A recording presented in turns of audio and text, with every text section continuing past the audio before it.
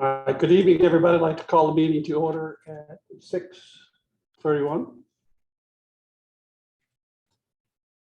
Like to do roll call, please. Kelly Jensen present. Paul Draft here. Brianna Texoni here. Chad Wadsworth here. Tim Jorgensen present. All board members are present. Item 1C, regular board meeting agenda. Dr. Zahakian. Thank you, Mr. Jorgensen. I got to move it in first. To have a motion to open, consider the board agenda. Chad, I'll second. Brianna, Dr. Zahakian. Thank you. We don't have any changes to the meeting agenda as posted. Okay, any board discussion? Hearing none, call the question. Kelly Jensen, I. Brianna Texoni, aye. Chad Wadsworth, aye. Tim Jorgensen, I 5-0. Board agenda is approved. Item 2A, public participation. Dr. Zahakian.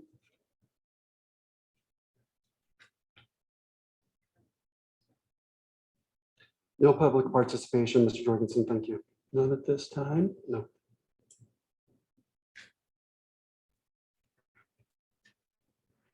Item 3, closed session. Procedural reports. Okay. Do I have a motion to adjourn to closed session? A motion. Brianna, Chad? Call the question. Kelly Jensen, I. Paul Draft, aye. Brianna Texoni, aye. Chad Wadsworth, aye. Tim Jorgensen, I will adjourn to closed session at 6:34.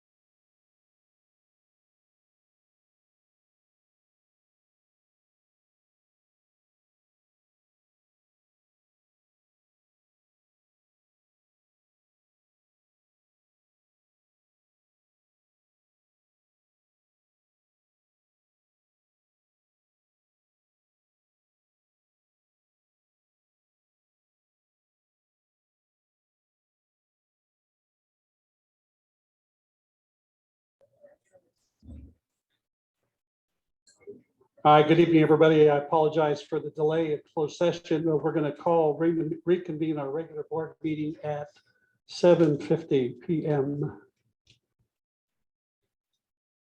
Mr. Wadsworth, would you lead us in the flag salute, please? Right hand over your heart. Ready, begin. I pledge allegiance to the flag of the United States of America and to the republic for which it stands, one nation, under God, indivisible, with liberty and justice for all.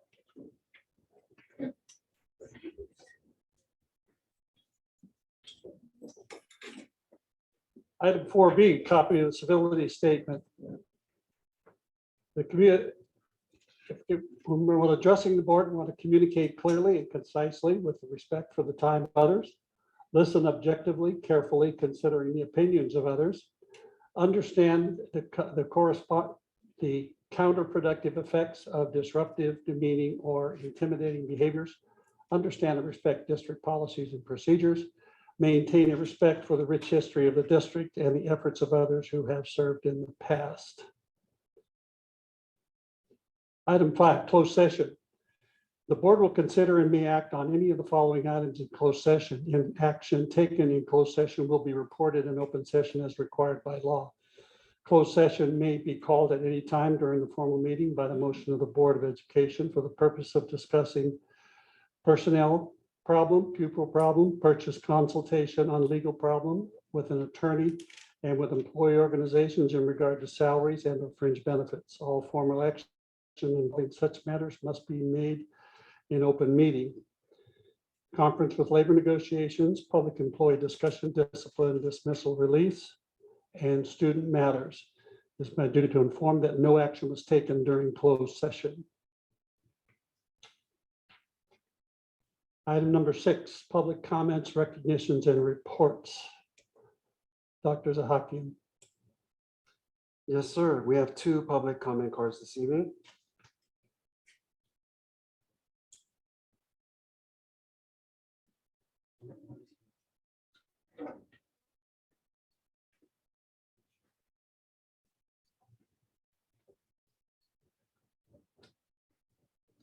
Okay, during public question, our first presenter competition is Miss Marilyn Alford. You could step up to the microphone, state your name for the record, please.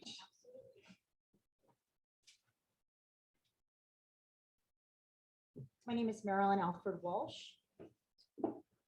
Is it on? Okay, good. Okay, is that Yeah. better? Very good. My name is Marilyn Alford Walsh, and I teach at the middle school. Right now, I know that last month, we had a lot of teachers that came from the high school to share what they're feeling and how the year has gone.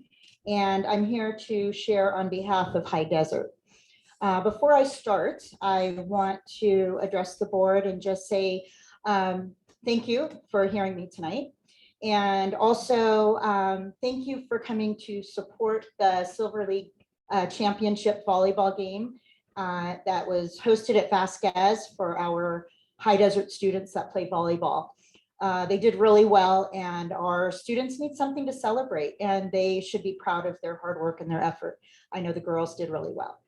I don't know how the boys did. So, but it was great to see so many community members and our board members there to support the girls and boys. So last month we heard a lot of disgruntled teachers at the high school, and we know that it's because of the work overload, it's because of the class sizes, it's because of multiple or combo classes that they are teaching. And I'm here to say that the same thing is going on at the middle school.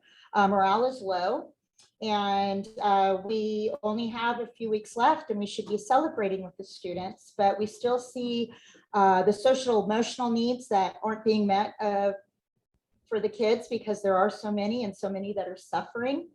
And we need to have a nurse on our site regularly. We need to also have counselors on our site. And I know that we have brought them on, but we should have had them at the beginning of the year, and we really need them regularly on our campus for our students. Our middle school students need that support.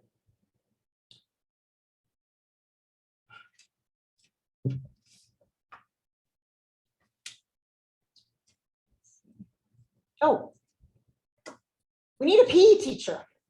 Okay, I know that we have Miss Botten, and she is our adaptive PE teacher, and she's fabulous, and she works throughout the entire district.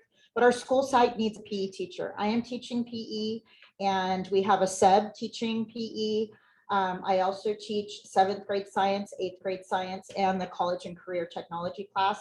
I do not have a prep. And so this year, with up to 37 kids in the class, does not allow me to meet the needs adequately of our kids. And so we need people. We need to hire. We took away teachers. We dropped our staff in half. And so we've taken on more, and we wonder why teachers are leaving. We're not paid enough. Hang on, excuse me.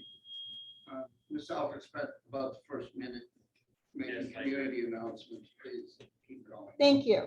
And so I'm on negotiations. We spent 6 months meeting with the district. And so that was nice to develop that relationship and have that, and hopefully that we can move forward with that.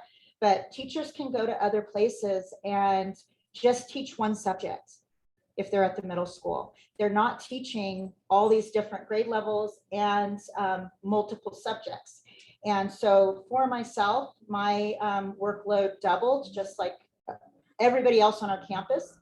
And we've had teachers that now have had to retire because of medical concerns and family concerns that they couldn't meet. And it was due to stress this year. And I know at the beginning of the year, I said in September that the teachers were exhausted. We shouldn't have been so exhausted, but things didn't happen the way they should have with our block scheduling and things like that. We need that support. We need that for next year.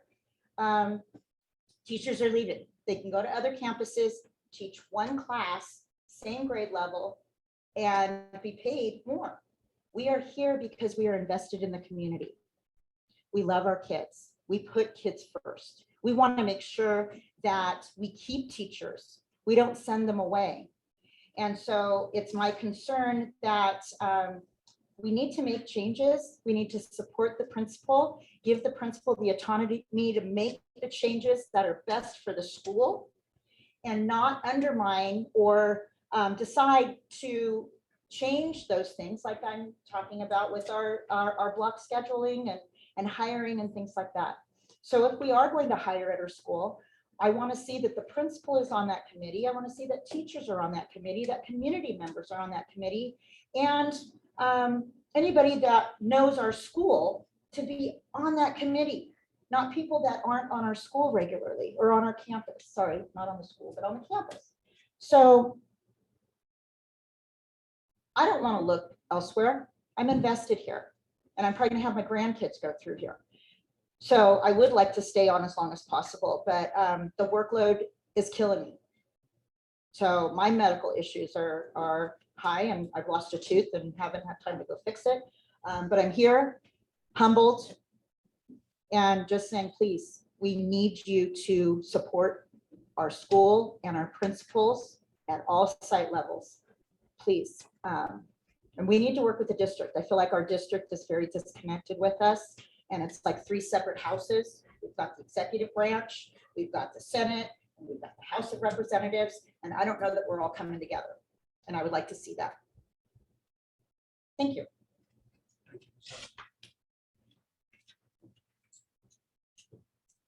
Our second presenter is going to be on Zoom. Is that correct, Mr. Alex? Yes.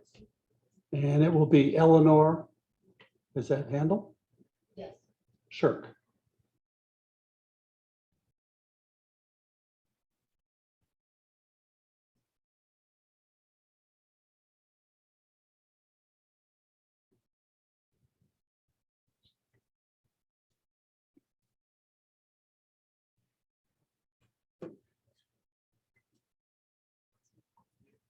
Is she there?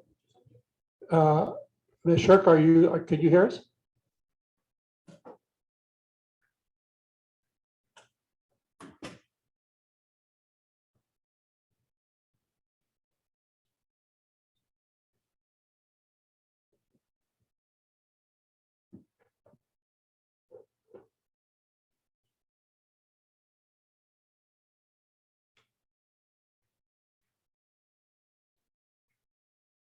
Wait for IT to check. Is she not available? Not there? She's on the phone. She's there. She's there, but she's. Huh? Oh. You need to unmute your mic. I don't know how to get that instruction. Can you send her a chat message to unmute?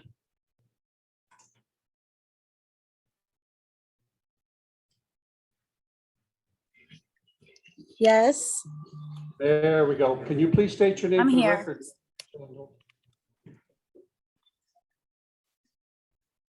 Go ahead. You have 3 minutes. Could you please state your name for the record, please? Eleanor Handel. Go ahead. Yeah, so I teach at High Desert and I've been with the district for almost 20 years. And just some of the things that we're noticing lately and, like my colleagues spoke, it's very disheartening. We have a good principal, very good principal. Finally, we have a good principal. And it seems like nothing she does is right, in the eyes of the district. That's just our perception. I've experienced it in my own classroom where begged for help for students, begged for help, and my cries for help were gone unheard. I was told, you got enough help in there, figure it out. This came from the district office, not from my principal. It's sad. We're there for the kids, and it doesn't seem like our district is there for the kids. I don't know how else to say it. We go every day for our kids, but I don't think they're there for our kids. I have not had a visitor from the district in my classroom for anything good, to praise my students or anything, until there's a problem.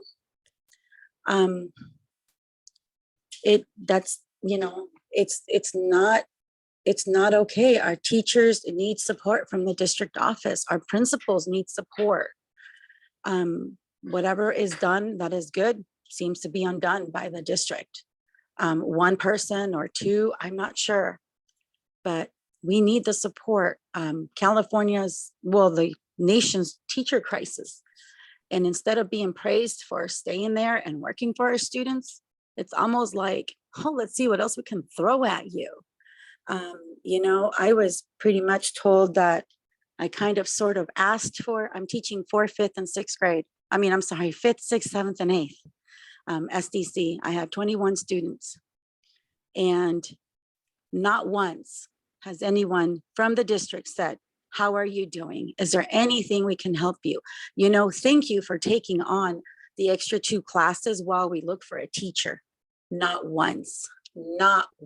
Instead, I got, you asked for it, basically. You said you would do it. You didn't want the kids to start out with a sub. Right, because we are teachers and we love our students and we're there for our kids. We need district support, and not just when something bad's going to happen or a lawsuit is going to happen. We need it all year round. I don't know how else to say it. It's like, it's hard to work for a district where they don't have your back. We've seen people come and go, yet who's still there? Us teachers, we're still there. Michelle is the best principal we have had in years. And somehow it looks from where we're standing like someone's making her life miserable. she does something, it gets undone. You know, policy in place, policy gets undone because somebody doesn't like it. We need help at High Desert. We need your support. We need the support from the board. We need the parent support. We can't teach on scraps, and we can't teach on, you know, you asked for it or this is what you signed up for. No, this isn't what we signed up for. We signed up to be treated fairly. We signed up to be, you know, to be supported by the district we work for. I travel an hour every day without traffic, you know, for my students. But to be mistreated by my district, to be disrespected, to have my opinion discounted because they don't, for whatever reason, I can do that closer to home and get paid more. And that's not what I'm doing it for. I asked for help. Help was denied. The emails that were returned to my principal and I were, you've got enough adults in your room, figure it out. That is not what a district does. That is not what the district personnel should do. And my cries for help were from October for one student. And again, and again, and again, the response was, figure it out. You got people to do. Well, then when, you know, things went sour, when everything went south and parents got upset, then it's, oh, it's her fault. She must have not been doing anything. That is not what districts are supposed to be doing. We're supposed to all be together for the kids. And I don't ever really speak out, but this is so heartbreaking to see what's happening on our campus and to see the lack of district support. It's almost like, here's a body, figure out what to do with it. Our aides don't get any training. You know, I don't want to repeat everything that my colleagues have said, but, or that are going to say, I am just begging you, our board, you know, look at everything. Look at the great things that Michelle is doing. Look at the great things that we are doing. Our Excuse me, Ms. SDC Mandel. classrooms. Excuse me, Ms. Mandel, can you Yes. please read your comments? The time limit has expired. I'm sorry, say that again. It's very low, your volume. Yes, the time limit has expired for comments. Okay, thank you. wrap up Thank the you comment? for your time. Thank you.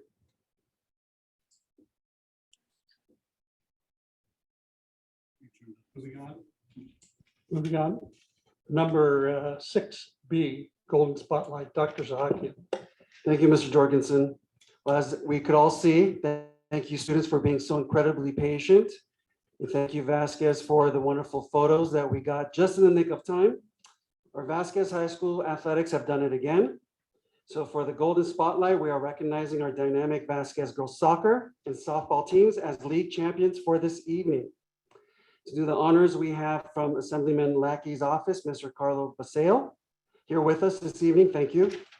And from Supervisor Kathleen Berger's office, Mr. Charles Boswick, and our athletic director, Mr. Sheldon Sparks, will be doing the honors and reading off our super athletes and their names. So please, the podium is yours.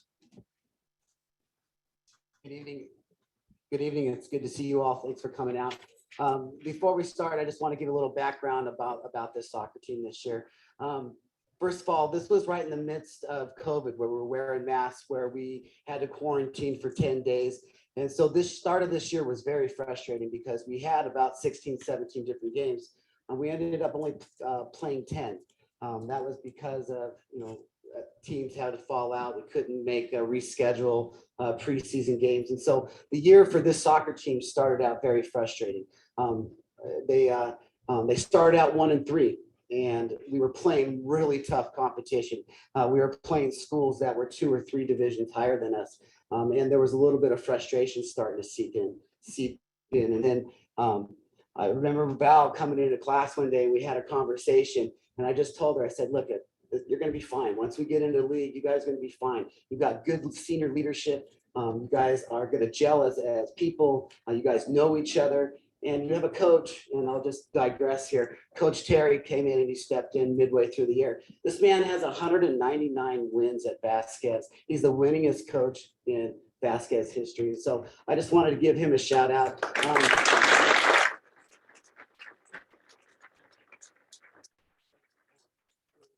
Even with that addition, there was no doubt in my mind that this team was going to rally. And so once we got into the league, we started rolling, we started getting confident. And it was because of that senior leadership. It was, you know, the ones who are in my class every day. So my hat's off to you. You guys did a fantastic job. It's well earned. You are one of 3 teams, all girls teams this year that won league. And so you represented Vasquez very well. So I'm going to give you a shout out right now. Am I reading off the roll call? Is that what I'm doing here? Okay. As they call it, come up here and stand here. We'll go across the front of the bench here as they call it. Okay, the first one I have is Valerie Benali. Sorry if I brutalized that girl. Next one is Brooklyn Berger, Aliana Blaha, Mariana Farias, Savannah Goodnight, Ashley Hinkle, Maya Hurtado, Lindsay Light, Leanne Lopez, Mackenzie Nolan, Valerie Romero, Shannon Roosh, Stormy Roosh, Charlotte Sanchez, Natalie Sanchez, and Emily Sandoval Pluff, Mackenzie Van Ornum, and Hannah Weaver. Congratulations, ladies.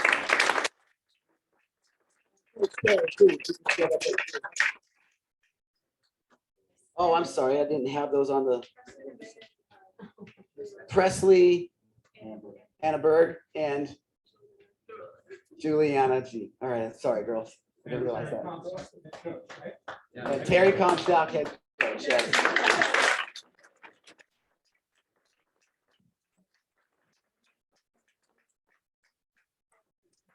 Board, we'll just crunch in right above them here, so the board will be right above. Congratulations.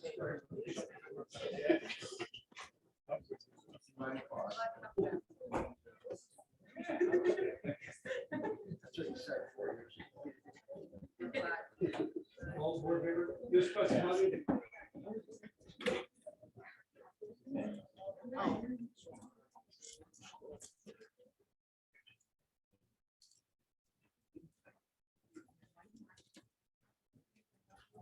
Don't move that so on camera.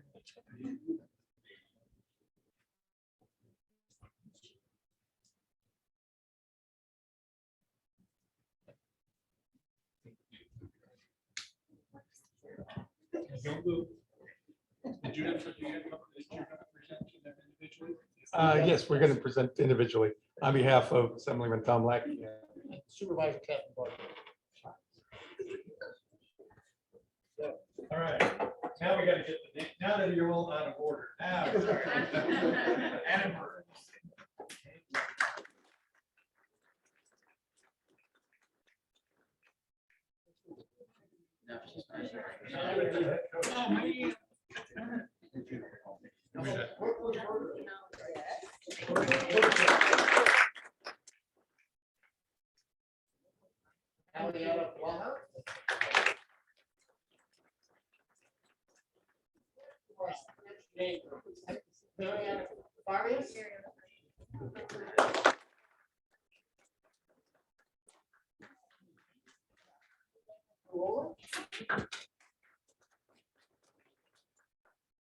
Applause getting me.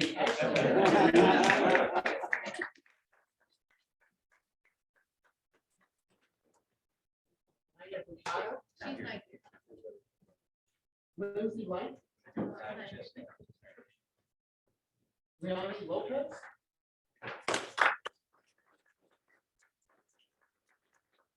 Casey Nolan.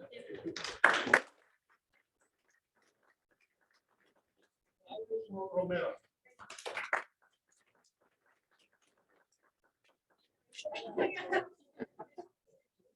Shannon Roosh.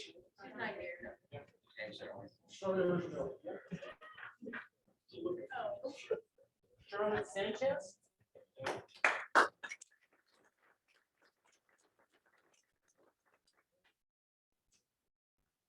Alfred Sanchez.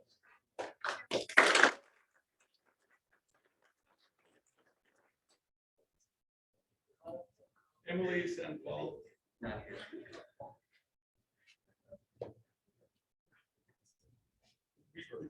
Weaver.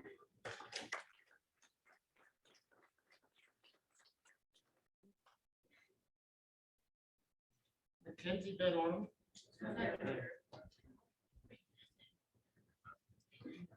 And we've got Samantha Ayala here. Or Logan Martin.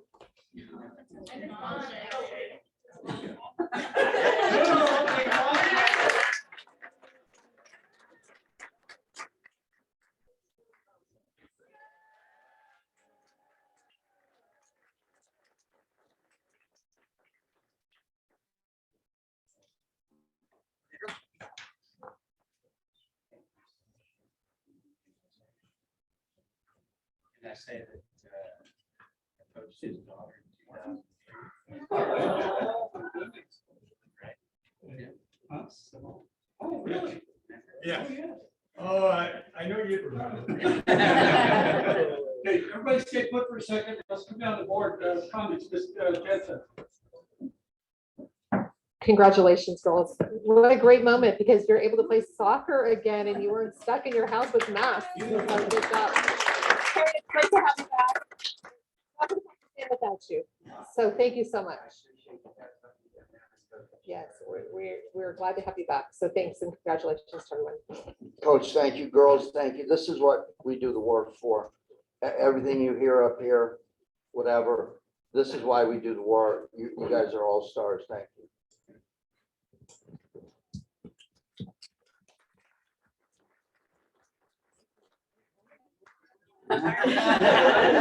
You guys can stand though. You don't, you're okay. I have known a lot of you, some of you since preschool, a lot of you since kindergarten. You are growing into beautiful young women. I know a lot of you are also scholar athletes, getting those good grades and being amazing on the field.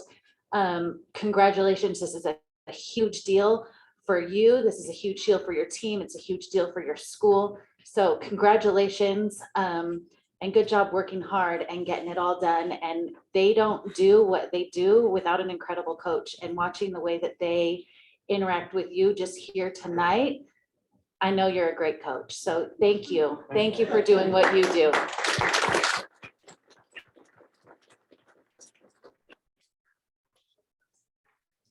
Good job, ladies. You're making Acton Agua Dulce proud.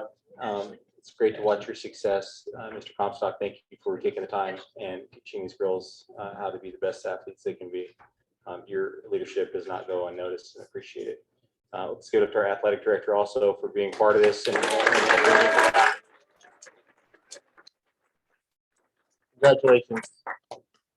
So I'm going to take a little credit here. Coach Terry tried to retire 5 times, and I said, no, go back to work. No, go back to work. No, and then he finally left, and then we got him back. But I think it was 2006 or 8 or whatever.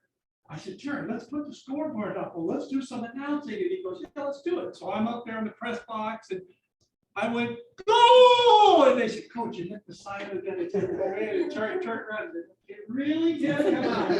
So back then I got hooked on soccer. I watch it all the time, and it's because of Terry and all you girls do such a great job. It's exciting to watch you play. Congratulations on your effort. You're really doing Vasquez and Acton Agua Dulce great. A round of applause for our champions.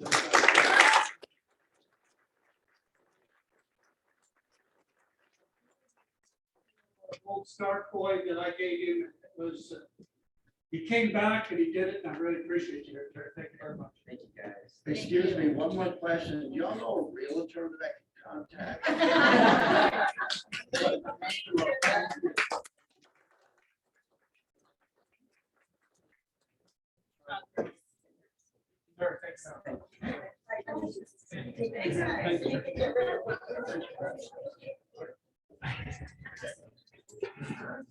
Continuing with the golden spotlight, we have Mr. Sparks. We'll have certificates for our softball athletes at a later date, but just to read off their names and recognize our champion softball girls, And Mr. again- Sparks. And again, just to give a little background on softball, softball is probably the most successful program at Vasquez. They play in the highest division. They're coached by Salcedo and Salcedo. They're doing a fine job. But again, it's about the kids, it's about the girls. And most of this team right here is also on the softball team as well. So my hat's off to you girls again for being recognized. So we have Brooklyn Berger, Ryan Dahl, Leanne Lopez, Harley Lundquist. Sorry. Sadie Mendoza, Nicole Muro, Mackenzie Nolan, Tenley Pewitt, Valerie Romero, Haley Rudd, Mackenzie Van Ornum, and Hannah Weaver. And so congratulations, ladies.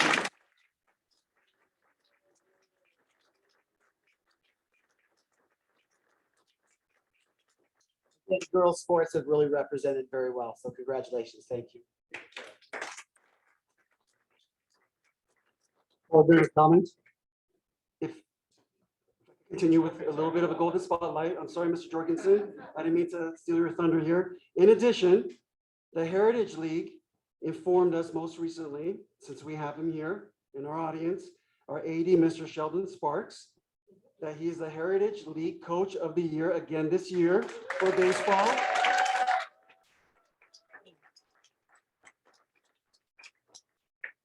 Just to shed some more light, that's 2 years in a row for Mr. Sparks. Thank you, Mr. Sparks. Mrs. Nicole Salcedo is also the Heritage League Coach of the Year again this year for softball, 2 years in a row.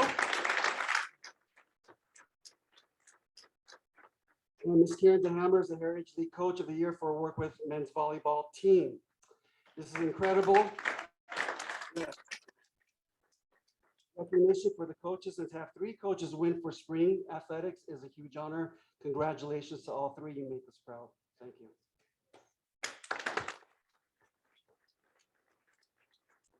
Hey, now, Ms. Jensen. This is just so exciting because I love the sports program. I think it's so important. And to have so many winners is just such a great honor and so good for our school district. And congratulations, Mr. Sparks, for all of your hard work and all that you do. There's a lot to go behind putting all these sports together, I'm aware. So I really appreciate all that you've done. And thank you, girls. Congratulations. And I just hope you're having a blast. I said in the last board meeting that I have never seen, there's always been teams, I've never seen the level of performance in bringing home trophies and championships. Of course, it's about, all that stuff the adults tell you about, but the bottom line is when you have a trophy in your hand, that's what I pay attention to. I've never seen the sports program in my 10 years either sitting out there or being up here what this one is tonight. Thank you.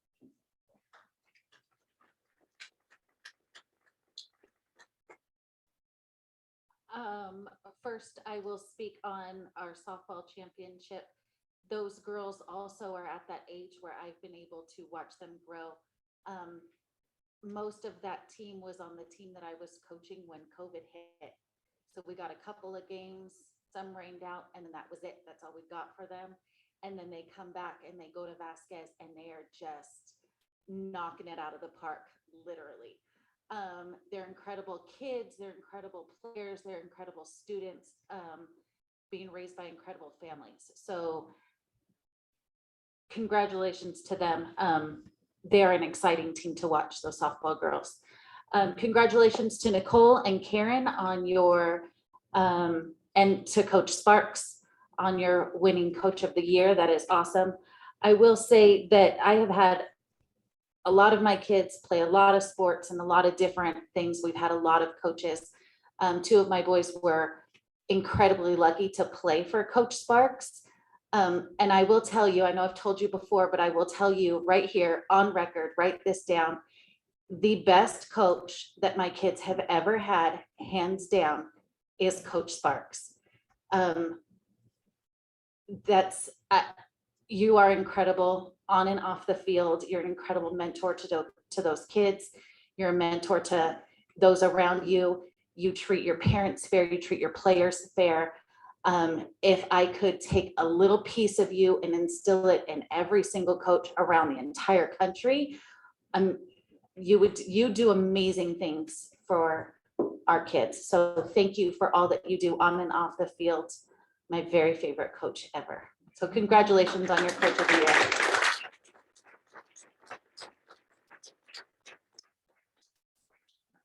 All right, athletics is firing on all cylinders right now. It's awesome. It's the best thing going on in our school right now. It takes us up out all the negativity that we got going on, and it's great to see. So congratulations to you ladies. You guys are kicking the heck out of the boys' booties at the moment, so that's cool. Good job. Congratulations to all the coaches that received their Coach of the Year awards. It makes you feel good coming from a hometown like this to hear good, positive things happening. And I'll echo what Brandon said about Coach Sparks. You know, my son, his freshman year, had never swung a baseball bat, never even threw a baseball aside from us playing in the backyard a little bit. And he taught my oldest son how to play baseball, and he played it pretty well until he decided he didn't want to play anymore. But, you know, to this day, he still has his little MVP trophy in his dorm up at the college. So it meant something to him. So you touched his life. And congratulations to that. And you're doing a great job. So keep it up. Thank you, ladies, for being here tonight.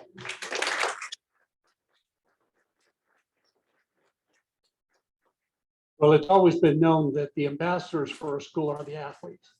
They're the ones that go out and make the impressions on the community. They bring the community together, the parents, the fans, to come together and have a great time, whether it be at Larry Lake Memorial Field. Ladies, congratulations on your softball championship. And so academics is important, but the success in academics comes with athletic participation. There's a direct link to the two. If you're an athlete, you're going to do well in class. But coaches instill that discipline and that character and that integrity and teamwork. And I believe that with my whole heart. And that's demonstrated right here with the young ladies that we have here that have done successful in soccer with Coach Terry, and then Miss Salcedo softball. Congratulations. With regards to our coaches, Mr. Hemmer coming in, taking a team that was fractured at the beginning of the season and coming up with a successful season and earning the Coach of the Year. I know that's incredible work on her behalf. Miss Salcedo, I'm sorry we came up short, but it was a great playoff game that I came out there to watch and sit there and watch, and just to watch the camaraderie on the team and the fans and everybody sitting around the field there on our nice little own softball on our campus. You girls can be very proud of that. Coach Sparks, I know that I know how he got this, because they drive by and they see this guy out there watering the infield every day. And I know that's how he got it. If you want to know where he's at, just there'll be a small little Ford Prius sitting off to the side, and there'll be a guy out there watering the infield, making sure it looks just perfect. And that's the commitment you have to your program and your athletes. You need to be committed. Great recognition, Coach Sparks, and to all of our coaches for their hard work and making success of our students and our student athletes. Thank you again.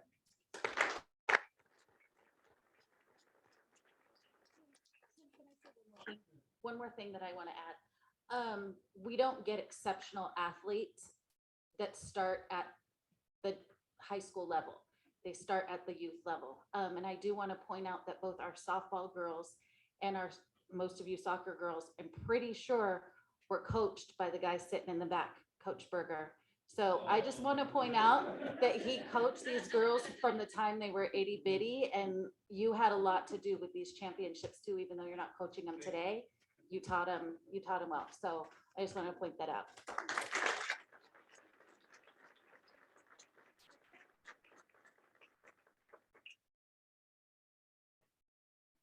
All right, congratulations to you all. If you want to sit around and watch us go about our business, that's just great. Everybody, we have one more comment that's going to come up here in just. Coach Terry got MVP. Oh, wait, stand up, Terry. We don't know who you are. Stand up, Terry.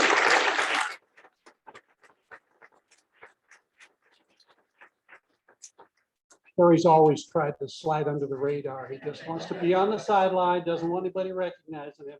I apologize for that. Congratulations, sir. I want my coin back. Give it back. So I think we have one reset here for a moment. We have one more person that would like to comment before we move on. Jason Berger. You'll come up to the microphone and state your name for the record, please. Actually, it's not on. I turned it off. Push the button.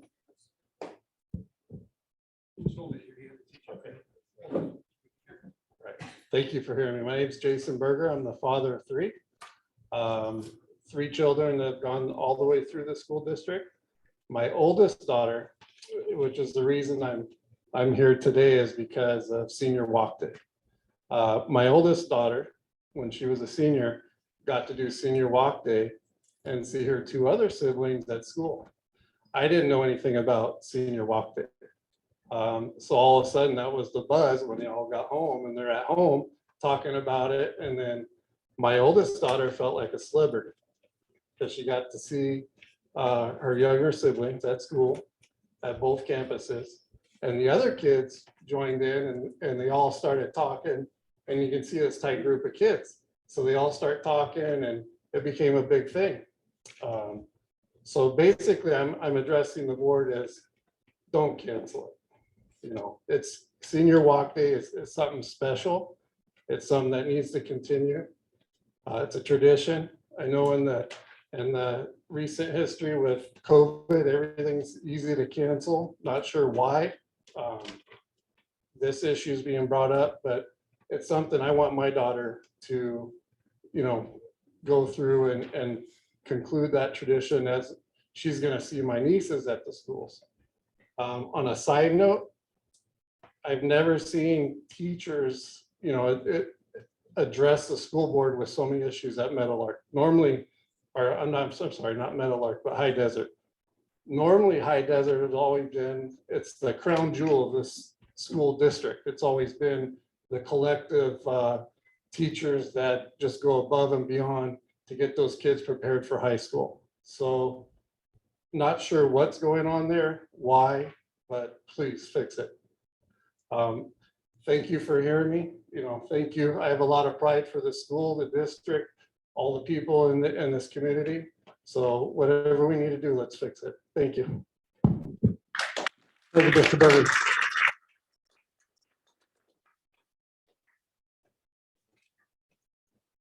Okay, number 7, correspondence, proposals, and reports. Add a representative.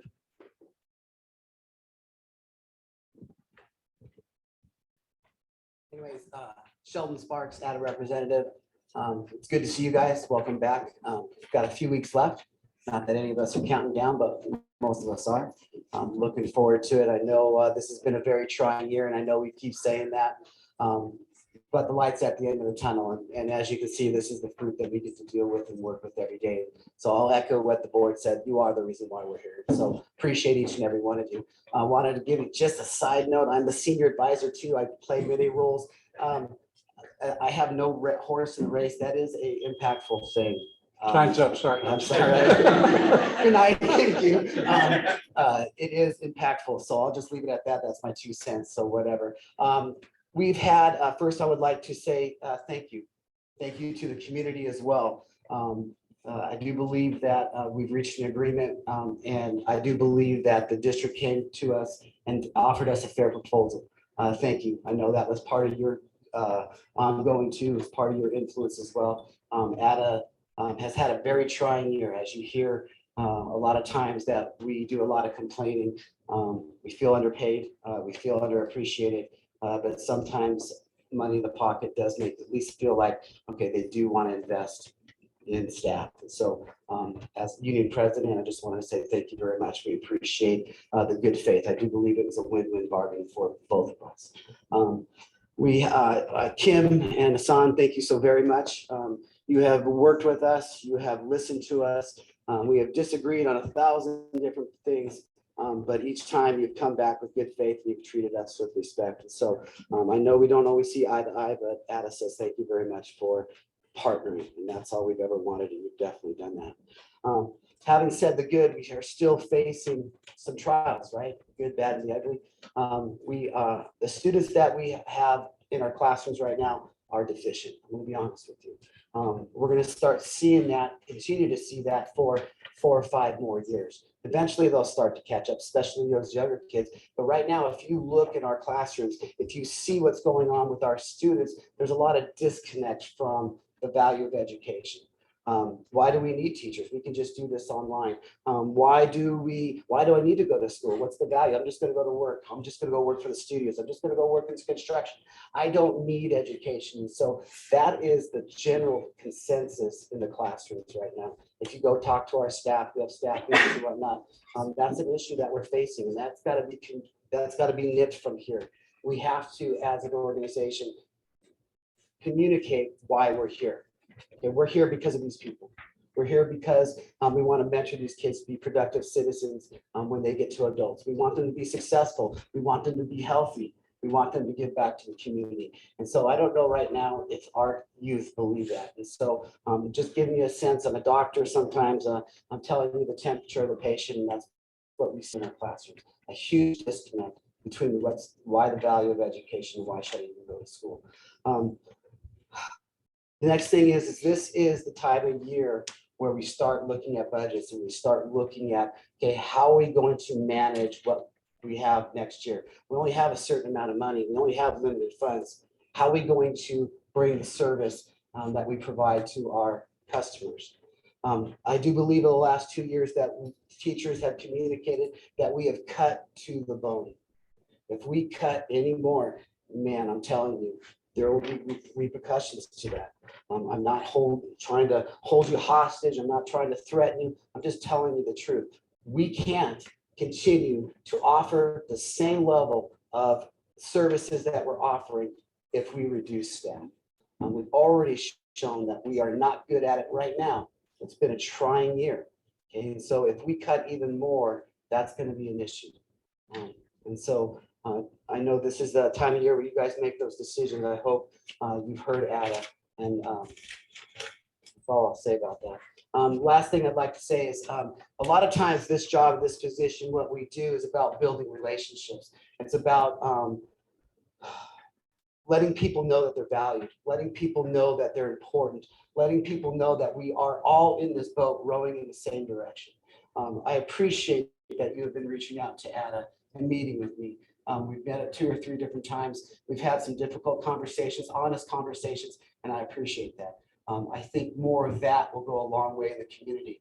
I think the community needs to see that you are a genuine human being and that you do have concern. A lot of times you are so polished, you are so professional, and I mean that I am not. And so I mean that in the most admirable way. But a lot of times people don't see that. So thank you for starting to build that relationship, and I look forward to working more with you. And finally, thank you for everybody who's come tonight. You guys are amazing. Teachers love working here, not because of the money. You can never pay us enough. But what we do is we build relationships with your families. We build relationships with you. And this is the most rewarding job I've ever been a part of. Thank you for allowing us to have a voice and to be a part of your students' lives. Thank you very much.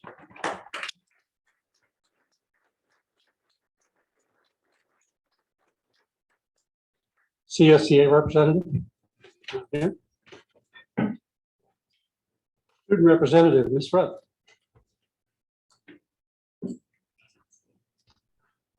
For an update regarding the different schools, unfortunately, I was not able to get an update regarding Metal Art, but I take full responsibility for that. I forgot to send an email to the principal, Ms. Moynihan, until it was pretty late, so that was my fault. And then, Ms. Warner got back to me in an update on High Desert. They have career day tomorrow, PBIS BMX show Tuesday to celebrate good citizenship, and the girls volleyball are Silver League champs and the boys are still playing. So just congratulations to girls volleyball. And then an update on Vasquez. Unfortunately, our spring sports just came to an end last week as baseball and softball both lost their first round of playoffs, although we did fight hard. Was it as our school year is coming to a close? We're just finishing up our AP exams, and we'll have prom on Saturday, so that's exciting. And I'd also just like to say a thank you to all the teachers and staff that were able to actually make the school year possible to be in person, because I know it's very hard for the teachers to go through this with the lack of support and just the criticism they face and just all other adversity, because teaching is a hard job and it's even harder at Vasquez. And so I want to say thank you to them, and then also thank you to just giving us the opportunity as students to take the AP exams, because I know that was also very stressful for a lot of our staff to go through. Trying to get all the students there at the same time, trying to make sure everybody knew the same schedule, and so just want to show appreciation for them for that. And that's all I have to say. Superintendent, gold standard report, Dr. Sahakia. Thank you, Mr. Jorgensen. Before I begin, I don't know if we want to give our students an out from this board meeting with all due respect to our trustees. They have to say But- what they got to report to. They got homework. They Yeah. have to take care of some business, I'm sure, but feel free. Ladies, congratulations again. If you want to leave, that's fine. And if you want to Thank you stay, for you're more coming than tonight. welcome, please. Thank you and your families for coming. Thank you very much.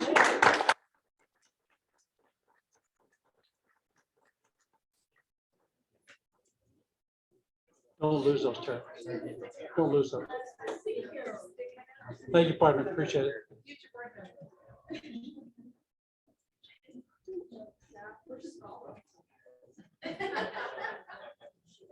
We have two brave students. Thank you for staying through. Before I begin the gold standard report, we have some community-minded announcements. So thank you to our community organizations for your information and ongoing support. First, Acton Women's Club will be awarding 4 Vasquez seniors with the Acton Women's Club Scholarship on May 18th. Acton Friends of the Library will be holding their annual book sale on May 14th and 15th at the Acton Library. Acton Agua Dulce Arts Council Young People's Art Show is back on June 6th at the Acton Library in the community room. Application deadline is May 13th, tomorrow. Applications are available on their website and at the Acton Library. And last but not least, Agua Dulce Women's Club will be offering scholarships to graduating high school seniors. Apply, complete the application packet by May 29th. And again, applications available on their website. And that again was Agua Dulce's Women's Club. So thank you for your information. Moving on to the superintendent report for the board meeting. This evening, I'll be covering the following initiatives: student achievement, effective instruction, community engagement, and utilization of fiscal capital. Student achievement.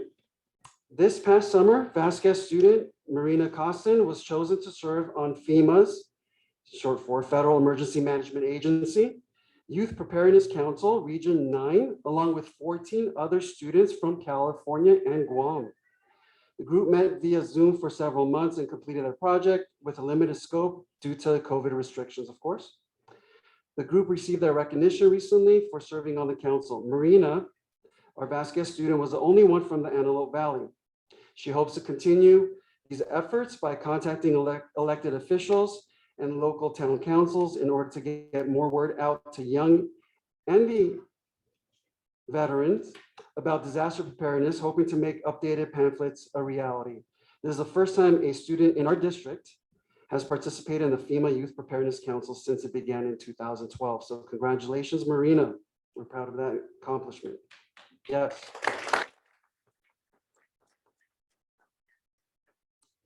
Effective instruction and leadership. Just to echo what Mr. Sparks said about mentioning academic deficiencies, I want to give kudos to Ms. Shaw and her phenomenal TOSA team. They meet religiously every Monday. They plan out, they have some laughs, but it's all serious and they have a laser-like focus. I can hear their laughs throughout the halls. So we need that once in a while. But their robust MTSS academic supports have been provided throughout the academic year because we knew we were coming into some challenges. For those of you watching our board meeting, there's a myriad of interventions, academic through the MTSS process, multiple tier systems of support. I'm only going to mention a few for this evening. Part of those supports include our SEL, social emotional learning, lessons embedded into weekly classroom lessons, SOAR literacy intervention at the elementary school, provided by a phenomenal TOSA, Ms. Palacios, math intervention and support at the middle school, Ms. Jana Largent, and yes, she's in the audience this evening. Yes, I believe so. She's here. Yes.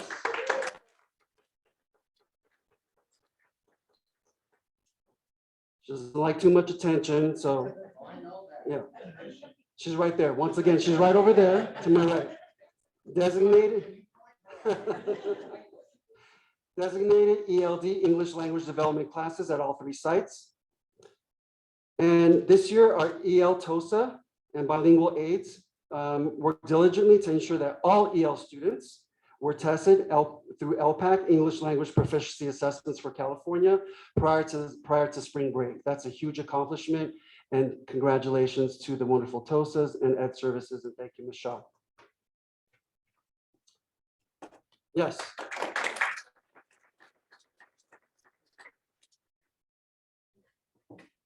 With effective instruction, thank you, Alex.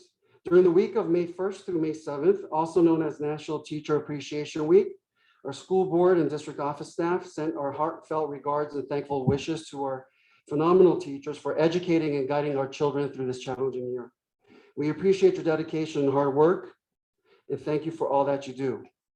In the spirit of teacher appreciation, we are presenting a wonderful plaque to our trustees this evening and community, which showcases our Teacher of the Year recipients starting from 1984 through present. We're looking to have this plaque, and I'll hold it up and I'll do my van a bit in a second, here at the boardroom for the community to see and enjoy and recognize the heartfelt efforts by our teachers. We appreciate past and present Teacher of the Year recipients. The LA County Teachers of the Year is an honors competition that spotlights teacher excellence and exemplary professionalism in public education. The competition is the largest of its kind in the state and is it is the oldest and most prestigious honor contest in the US for public school teachers. And to show the plaque, here's the plaque. And we start with 1984 with Miss Reeves, and we end up with our wonderful Mrs. Chun for 2021 Teacher of the Year recipient by LACO. And this will be posted here and put up so that we could all enjoy and recognize. So congratulations to all.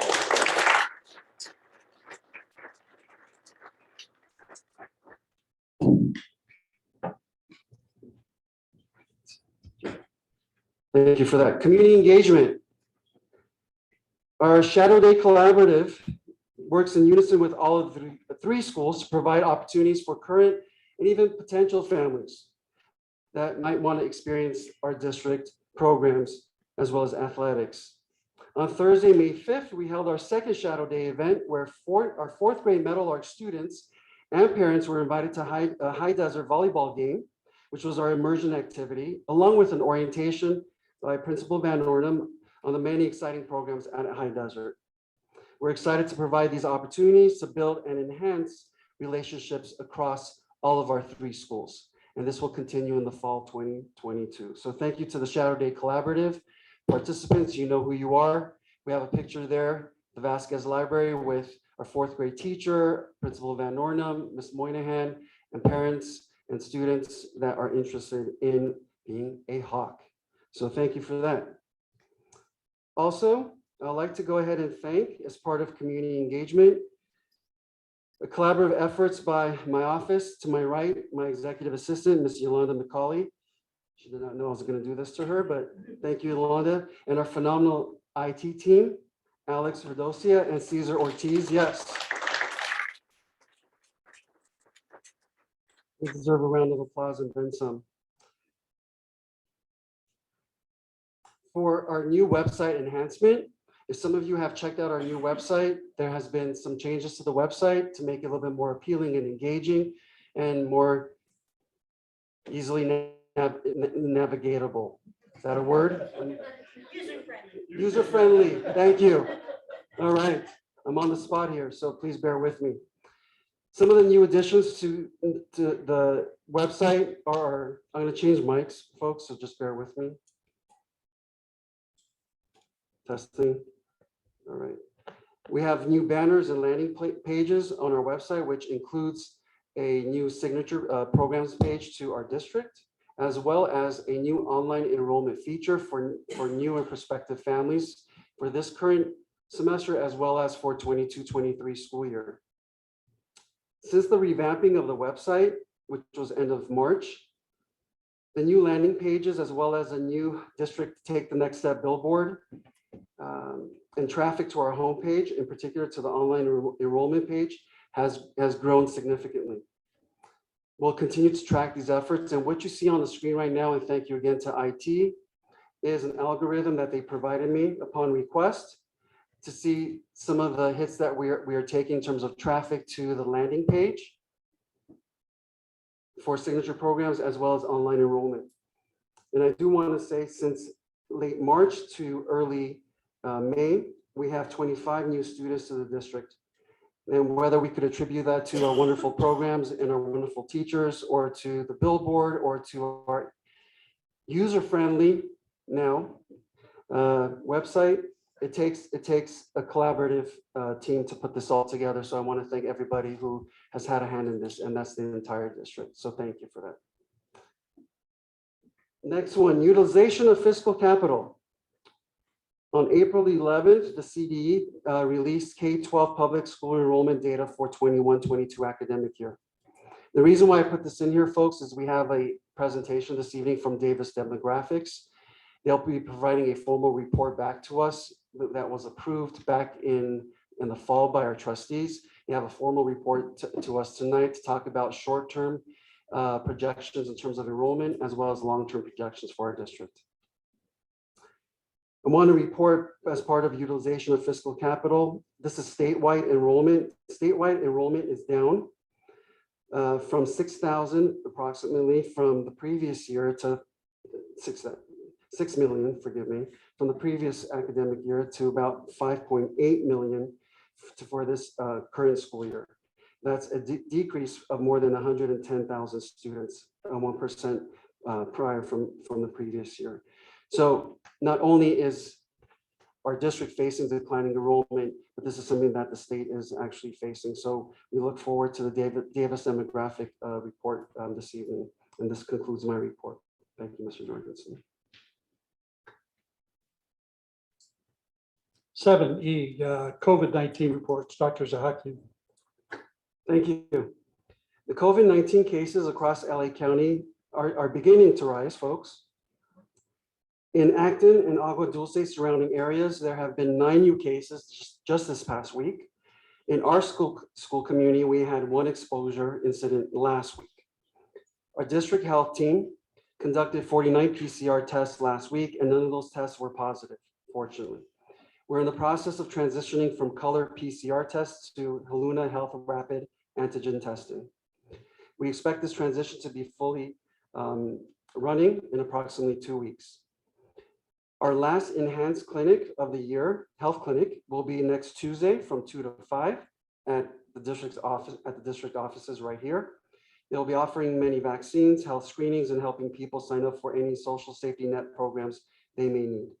Our next health clinic will be arranged for the beginning of the next school year. And that concludes my report. Thank you. 7F, submissions. Dr. Zahaki. At this time, Mr. Jorgensen, no submissions. No submissions. Thank you. 8, board member comments. Ms. Kelly Jensen. Thank you. I have all kinds of notes, so I hope I can keep my thoughts going. First of all, once again, thanks to our sports team and all of our coaches. And I didn't recognize Salcedo, DeHammer, and now Coach Comstock. So I didn't know about that one. So congratulations. I have the, well, first of all, Haley, thank you for your comments this evening. I heard you say a couple great things, but a couple of things I want to point out is that you took ownership for something, which I thought was fantastic as you're starting to grow into an adult. So I thought that was great. But you mentioned the AP exams. So I just want to recognize, as we're talking about teacher stress level and everything that's happening, for those teachers that have worked so hard, as well as our students, to be able to do that. I know that's when you have so much love for your students, you want to make sure they do well. That's a lot of stress for our teachers. And I just want to recognize, as much as our students, our teachers as well, that have taught you and want you to do so well, and they're rooting for you. So I want to recognize that as well. So thank you for recognizing them. I'm really excited to see the billboard. This is something that we talked about way back when we talked about the strategic plan and how we have to brand our schools. It's not like it used to be back in the day when you just moved into a neighborhood, you went to the school. There's lots of choices now. It's not like you have to go to a school because you live in a neighborhood. So that we wanted to recognize our district for all the great things that we have here. There's still people that see our little high school and they wonder what the heck it is. So I think that billboard will help us, and it looks like it has. So I just think it's fantastic. So thank you to the team that finally made that happen. So frustrating when you talk about what you think is a great idea and then nothing ever happens. So finally that got up there. So I'm very grateful for that. So, and I want to make sure that we continue to come back around and look at our strategic plan. We've talked about things that we need and things that needs to be a little bit updated with COVID and stuff. I understand we couldn't have, meetings with our community, but when we're talking about bringing our community back together, I think that's one way we can do it and have one common goal and one way to go. And you brought that up as well this evening. So thank you. Last Friday, I had the pleasure of going into classrooms with Mr. Jorgensen. We went and visited classrooms. So I usually don't like to call anyone out, but Ms. Selford, I'm going to call you out because I think I try to understand, and I'm going to be very honest here. As you know, in my profession, I'm an educator and I'm at the district level now. And my job is to help with, curriculum and instruction. And you hear about how tired teachers are, but I have to say that I'm not living that. It's a different thing. So I just, first of all, want to recognize teachers, and I want everyone to know, it doesn't matter if you're in this district or where you are, it's real stress for teachers right now. And I want people to understand, students, parents, community members, that there is a lot of stress and a lot of things going on. People are going out with COVID, coming in with COVID. You have your 30 kids and you have 18 kids, and you have some coming back and you're like, what did you miss? How do I have to catch you up? And now you're out, now how do I catch you up? And this has just been going on, and teacher shortages and sub shortages. And but yet you're resilient. I'm going to tell you why, because you didn't skip a beat. And I have a pretty good eye for what's happening in classrooms. I go in several, I've been in hundreds of classrooms. I have that great honor of being in classrooms. When you're a teacher, you don't get to go and see everyone. You just kind of think things are happening, and then you see lots of great things happening. You didn't skip a beat, you were upbeat, you were on your feet, your kids were, you have a great feel in your classroom.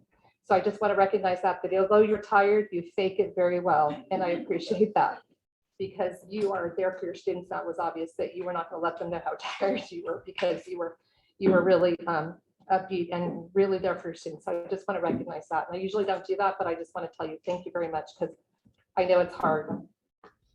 I haven't experienced it, but I have been in classrooms, and I'm hearing that from everyone. Thank you. When I was at your school, Michelle was talking about subs being down. My phone was blowing up the day, and Dr. Sahaka can tell you, we were down 7, 8 subs at one of our schools. They were asking me to come and sub. So we do go and sub as well, because it's crazy. And unless you're living it, you have people that are getting kids in classrooms, and you have your classroom and you have a failed sub. So you got to split classrooms, and you're just sort of on this kind of rolling this together mode. And it's okay for a couple of days, when it's day after day after day after day. And you're on day 180 and it's been happening for 150, you're exhausted. So I want to just appreciate all of our teachers. And if our community is listening right now, please reach out to a teacher and express your gratitude for them, because this is not a profession you do for money, obviously. This is something you do because it's just something you're called to do. And sometimes you get really tired. So thank you to all of our teachers that are here. I also want to recognize our high school, because I've also been a principal, and there's nothing worse when board members show up and you're super busy and they want to walk around and see every classroom. You're like, sure. And instead you're like, oh my gosh, I got so much to do. When are you leaving? So thank you for taking us around. But I want to recognize our counselors, because I want to tell you what I saw there. I saw great things everywhere. So it's not, if I don't mention you, I didn't see great things. But our counselors were all talking about our students, and they knew what they needed, and they were making sure they were on track. And they were collaborating. First of all, I want to stay in there because it's an awesome room. I just want to kick back and want to take a nap. Our teachers need to be in that room too. The ones that are tired, they need to go and get some social emotional love in there as well. But they were talking about kids. What about this one? What about this one? And just the love they have for our students. And I just want to thank you and recognize that I saw the great collaboration going on. So thank you for that as well. So despite and how tired we are and how hard it's been, I think my word tonight is resilience, whether it's the kids, the parents, the teachers, the counselors, our staff, it's hard at the district office too, because they're not eating bonbons and doing nothing as well. So sometimes it feels like that on the other side, like we're not getting enough help here because everybody's hanging on and we all have different things happening with COVID and things that are happening. It's not an easy time to be in education right now because we do it, but we're resilient. And so I know sometimes it feels like we're going to poop out, but so we do it for the kids because we love our kids and we want them to be successful human beings. And years ago, we used to only have to worry about the academics. And that's just a small piece of everything we're doing now because we have the social emotional piece and all that we're worrying about. So thank you everyone for everything you've done. This is a great district. I'm proud to see that billboard out there to tell our community and people that are driving down the freeway that this is a great place to be, great place to live, a great place to bring kids. I've said it a million times and I'm saying till I'm blue in the face.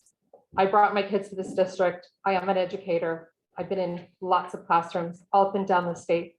I would still bring my kids to Acton Agua Dulce in a heartbeat. So thank you for everything you guys do and I appreciate you. Mr. Falsgrave. GoPros on. Let's give the town something to talk about now. Guys, I want to preface my statement tonight by telling you I have been in this room for 10 years. I used to be the one that was out there being the hellraiser, calling people accountability, y'all remember, and then I got elected to be up here. I'm not up here for a popularity contest because that makes Christmas really expensive for me. I'm a numbers dude, and I look at what is happening and what is measurable. I don't look at emotions too much. Like, who's the champion, girls? Yeah, that's right, you are. I don't know anything else in that. Pull up slide 14, please.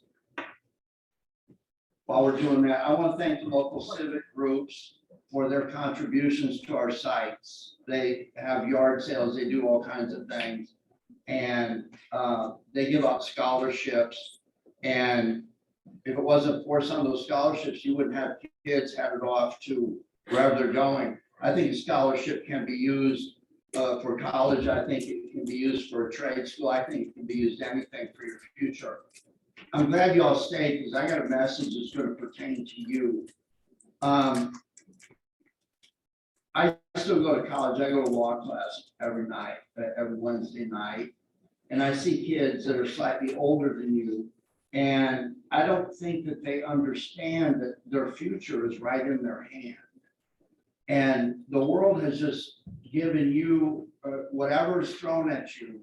And 1 minute it's okay to go on a computer and Google your answer. And then the next minute that's called cheating. So you guys, I think what adults have to do for you guys is learning relevant to you. And that means, can I get a job? Can I make a living at that job? And can I find some level of happiness doing that so I'm not miserable? You know, adults are pretty miserable out there to tell you about their problems, you know what I'm talking about. So here's what I want to tell you. There are so many thousands and probably 1 million different offerings.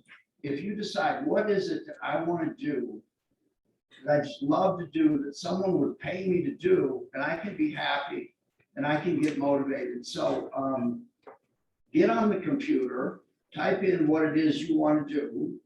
Don't make it grow house, okay? but try to make it legal. You know, if you're an attorney, it's okay. You won't have any human characteristics when you're done, but it's okay. You can make money. But what I'm telling you is find out this summer what it is you can get on the internet. Maybe you can go to a school, maybe you can go to a camp.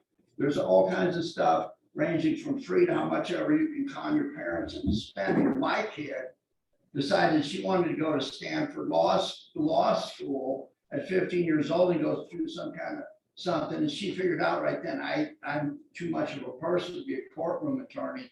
So now she's like figuring out how to figure out whose notes came from what song into something else. And I think she's gonna make enough money. But right now, if you're gonna lay on your parents' couch and think that playing that video game is gonna make you a gaming person, America's littered with millions of 30-year-olds still living on their parents' couch. So look, What is it you want to do? Forget what the adults are telling you. What is it that you want to do? And invest in your future. Don't let your future come to you, because one day you're just sitting there and your future is based on forks in the road that you're forced to make a choice. My life is littered with that oil field, who knows what, but get ahead of your future and invest in yourself. And ask the question of adults, how is this relevant to me? How can I use this later? Last tip with old people, learn their stories and buzz phrases. You know, throw out penny saved, penny earned. They all open up the door. Yeah, that kid right there is smart. So learn the stuff about some old people say. I would like to thank staff. When I was out there, do you know what CTE meant? It meant a charter that was being fired up by former employees. Going to put a welding truck in Vasquez and take the money and put it in their own pocket. That was career technical something or other. It was nothing but a buzz phrase. Okay, look at this list. I can't even read that list. But here's some other buzz phrases I've heard. EL. Has this district ever? Is there any attorneys in here? Good. Turn your TV off. Has this district ever been compliant with the EL program until right now? No one's answering that. Needs answers. No. Okay. I am very proud of that. Very proud of that, but that's not showing at all. How we doing with the SPED program? It's going to get there too. But the bottom line is, when you see these things, this is all. Hi, Kim Shaw. Do you know Kim Shaw? I know Kim Shaw. When you don't, let me know. And Kim Shaw and her team of TOSAs have worked very hard to focus and get these things done. These are current things that are happening. Can you grasp what that means to education? I don't care how popular or not, if you don't have these things, you are not compliant with the state. You are not a good school. I'm sorry. This is the things I look at. I'll tell you what. This district, can somebody get to the main webpage, please?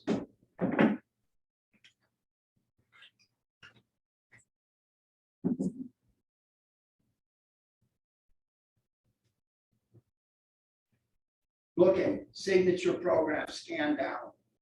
You see those? What is the second one about? Click on it. Look at all this stuff.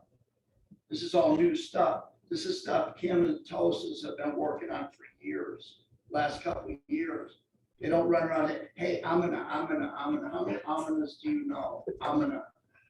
This is stuff that's happening. So when people come to the district website now, they click on this stuff. Why is our school different? This is why it's different. I don't know how other people are measuring anything, but you've got basic compliance issues that I've been fighting for years to get somebody to do something about. I work in Beverly Hills, California. I've been there 20 years. I left Disney to get there, and I left Steve Wynn. I am used to excellence. I am not embarrassed by basic non-compliances. It has taken me 5 years sitting up here with her and him, and these two are coming in relatively recently to push things behind the scenes to make this happen with these people out here doing all the back work. That's where our school's at. I don't know what people are talking about. But when you go, I'm not done. What happened? No, what? Go back for a minute. I hate that picture. I am not the spokesperson for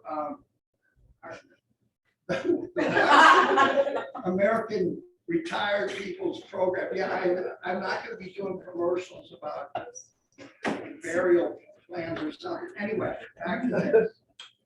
Get back to this. All of those things, when you click on them, they take you to somewhere that's about your future, whether you are going to be a tradesperson, whether you're going to be a scholar. Hey, I got a brilliant idea. Why don't you go make your own money by learning a trade and then put yourself through college so you don't have your parents sitting around going, I put you through college. You did not. I earned it myself.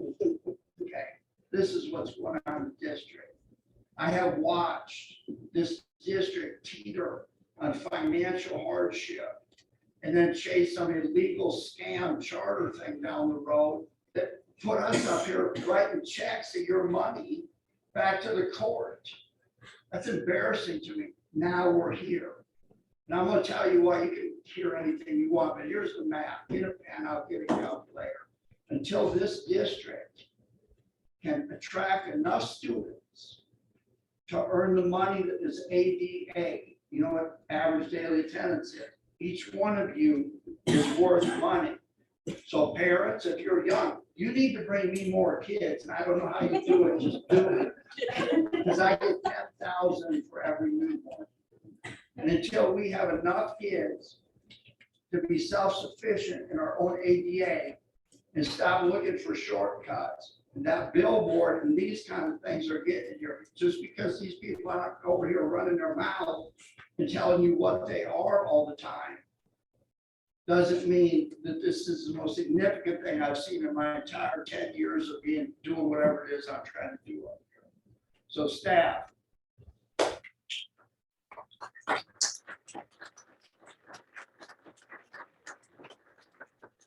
One speeches, I'll be done in December. I want to talk to you something about very serious. Who knows who Anthony Avalos was? Yeah, he was some boy that was beaten to death in Lancaster. So I saw TV. I don't watch news much anymore. I like to make my own. But the County of Los Angeles has reached a settlement with the family pending the Board of Supervisors approval of $32 million. The DCFS, people who watch out for foster kids and kids that are in trouble, is taking huge, heavy criticism. That organization has, over the past few years, subcontracted out to other agencies because I guess pensions are too high or something, so you start subbing out work. You start putting people on. Who gets into social work? Tell me that the people who get into social work don't try to help people.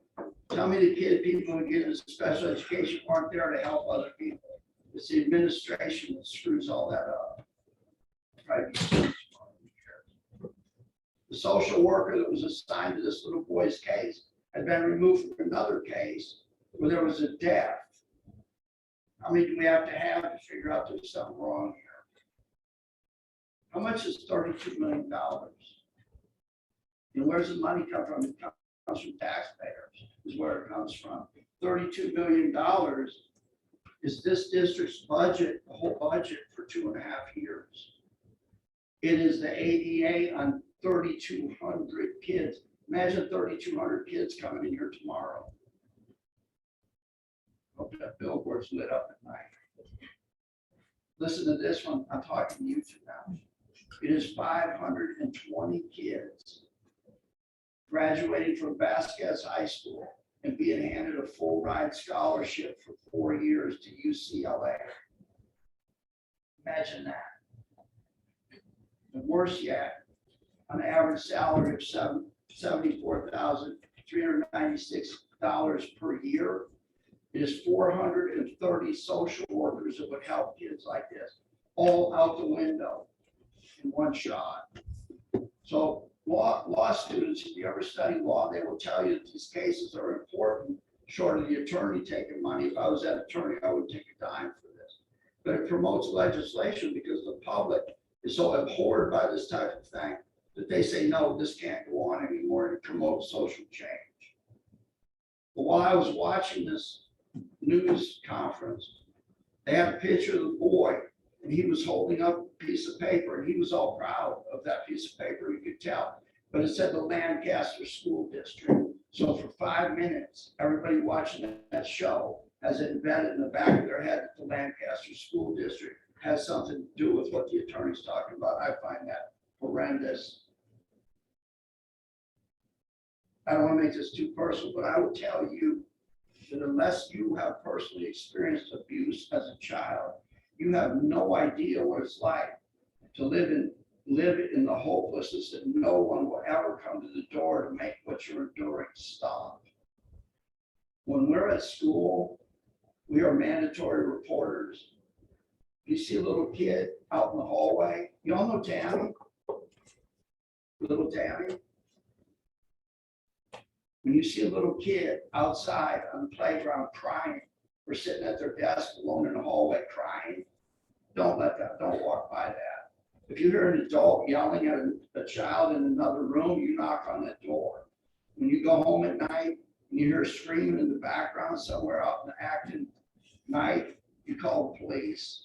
Because these kids that live through this, you know what happens to them? They lack human empathy, and our prisons are full of people who should have never been there because one person didn't stand up at a critical moment in their life. So I'm sorry I went on, but counselors, you people doing remedial work, there's nothing but for a kid that has no hope to all of a sudden understand, wait a minute, I got this. And this person right here gave me the ability to see that I'm a valuable person. So thank you for everything you all do.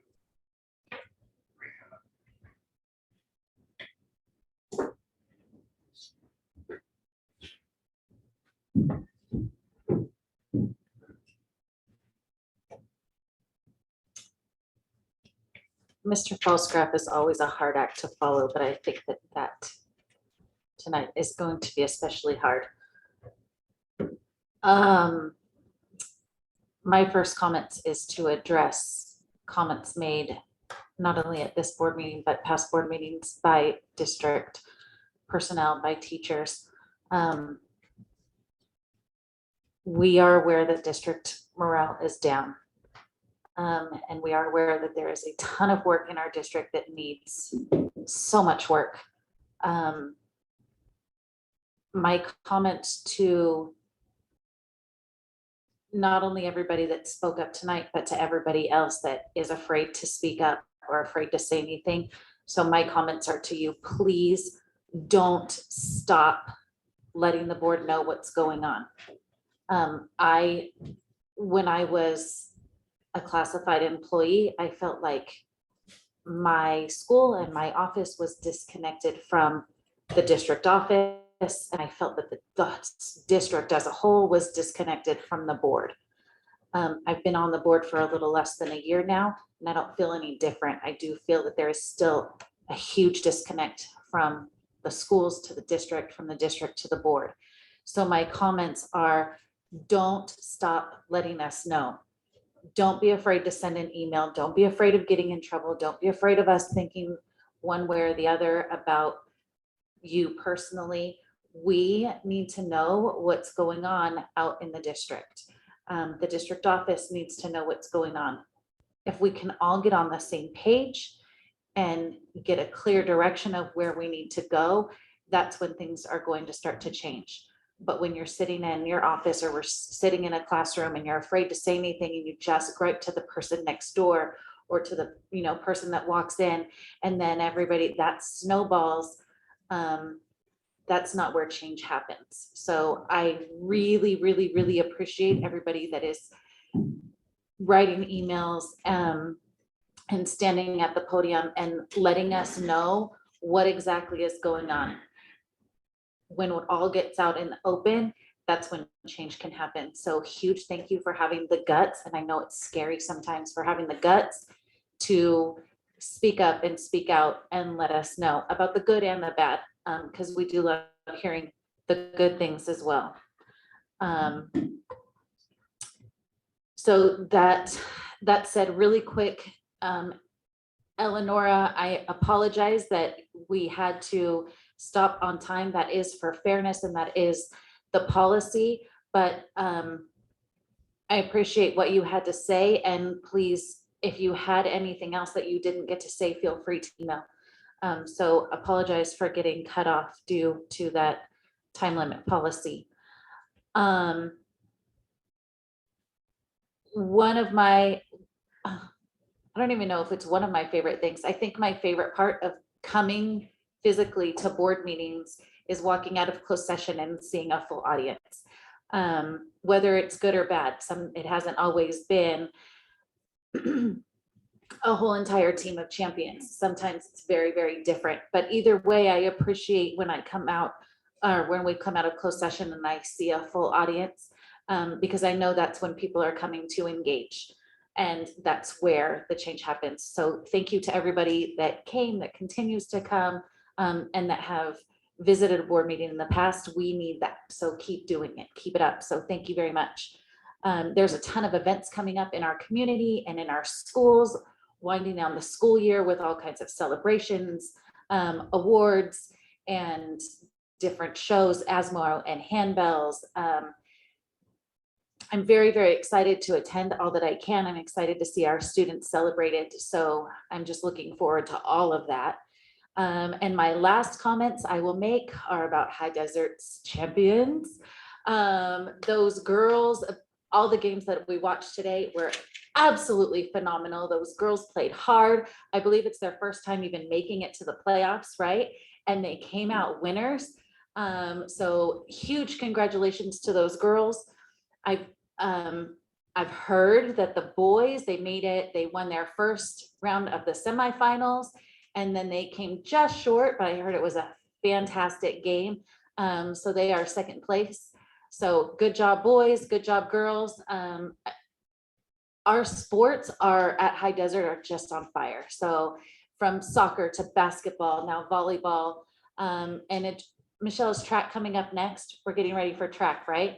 And I'm sure we're gonna just be amazing at that too. Our kids are really, really awesome. I think they came out of COVID just ready to play, hit the ground running. So congratulations, kids, congratulations, families, congratulations to our coaches and staff that make all that happen. I will say, working out there and then being able to say, I need the afternoon off because my team is playing.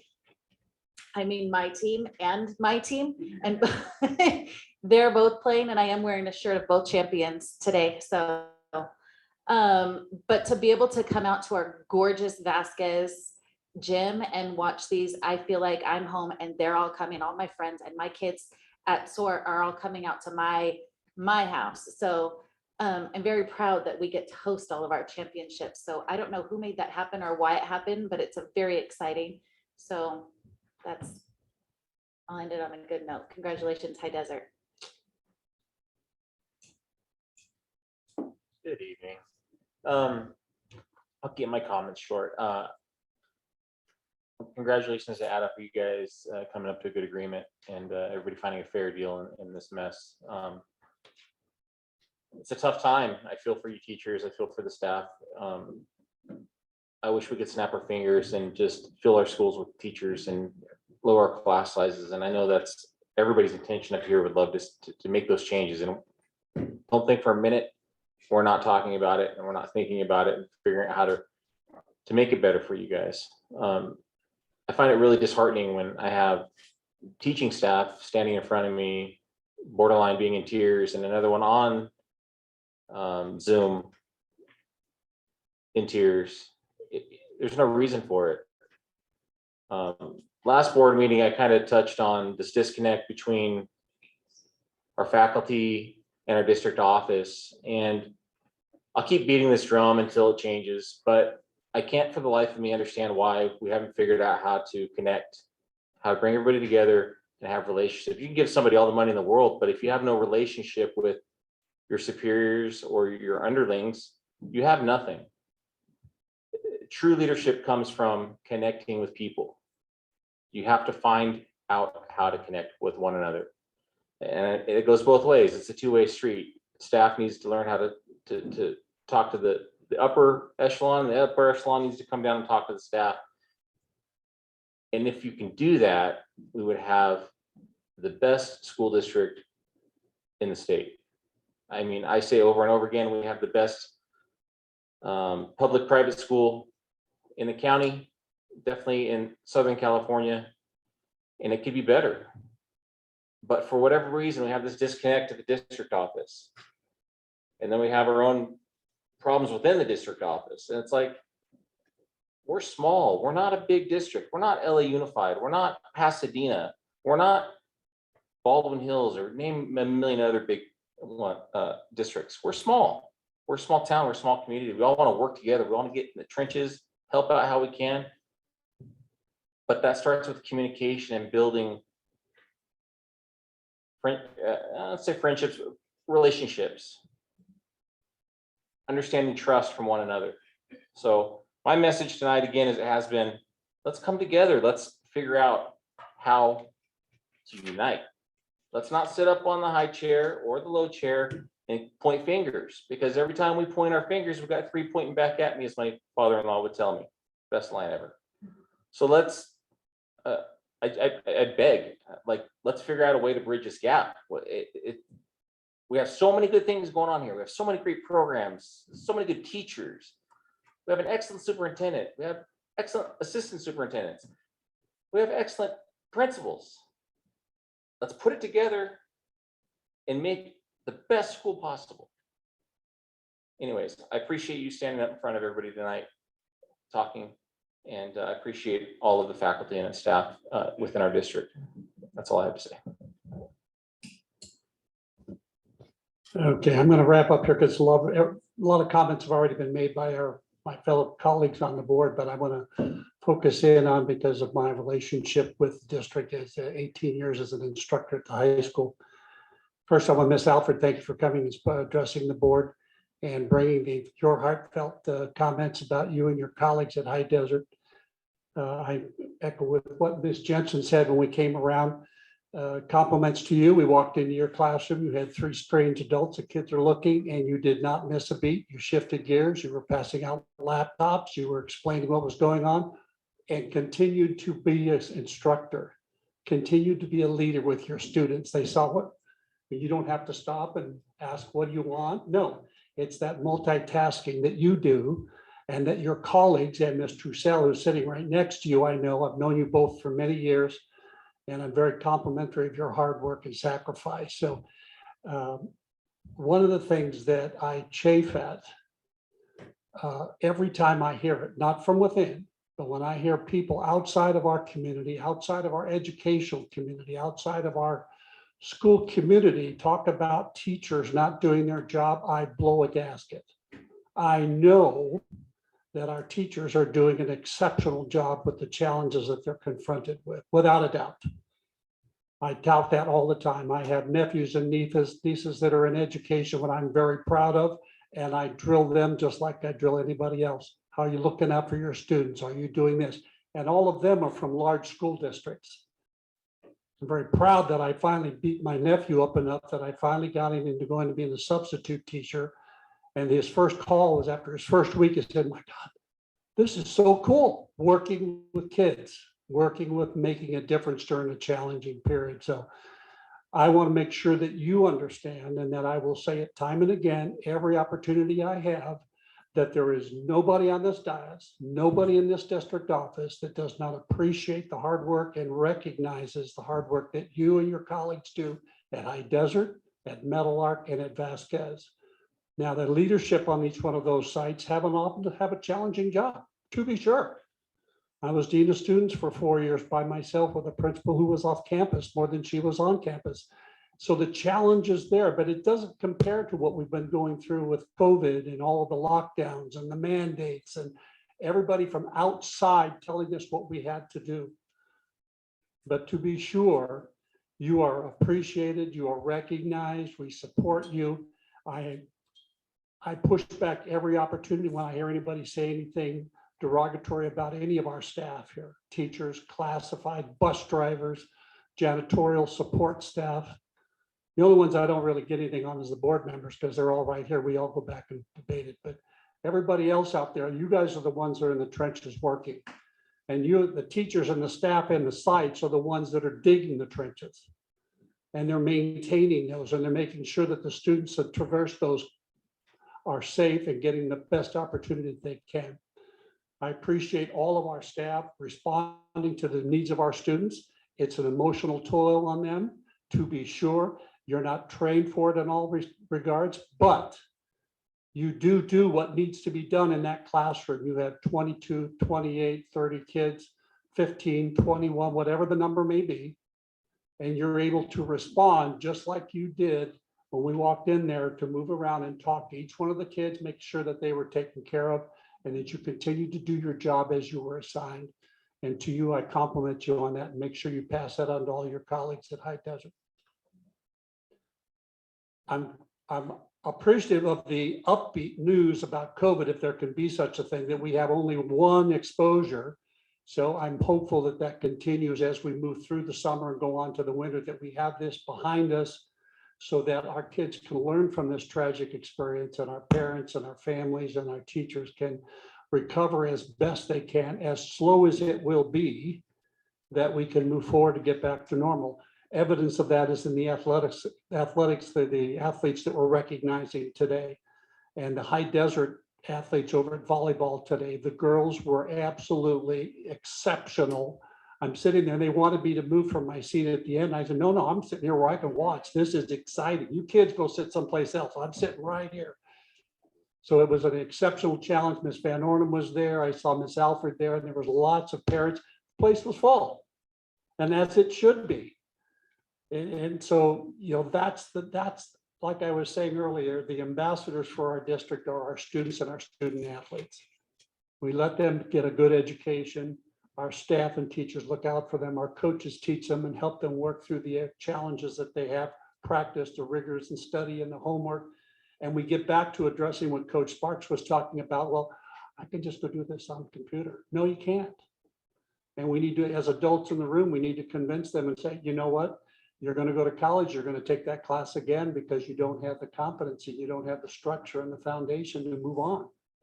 So we need to continue to educate them and to converse with them at the appropriate discourse level, that we know it's challenging. We're here to work with you. I'm on your team. We're all on the same team. We're going to do. Our counselors, as Ms. Jensen pointed out, are doing exceptional work with the challenges that they have, making sure that there's availability of our staff to respond to the students, the teachers in the classroom. I constantly remind myself, what would I be doing when I go home at night and I sit there and I want to go to sleep and I can't turn my brain off because I'm thinking about what would I be doing for my students if I was still back in the classroom now, when I know I hear my colleagues and former colleagues struggling with the challenges and the things, and here on the board and the frustration. And this is a frustrating experience, to be sure. A frustrating experience, to be sure.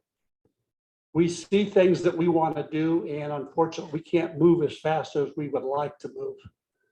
We see things that we need, but we can't afford it. We see things that we want to do, and there's a process that we have. It's like hurry up and walk backwards slowly.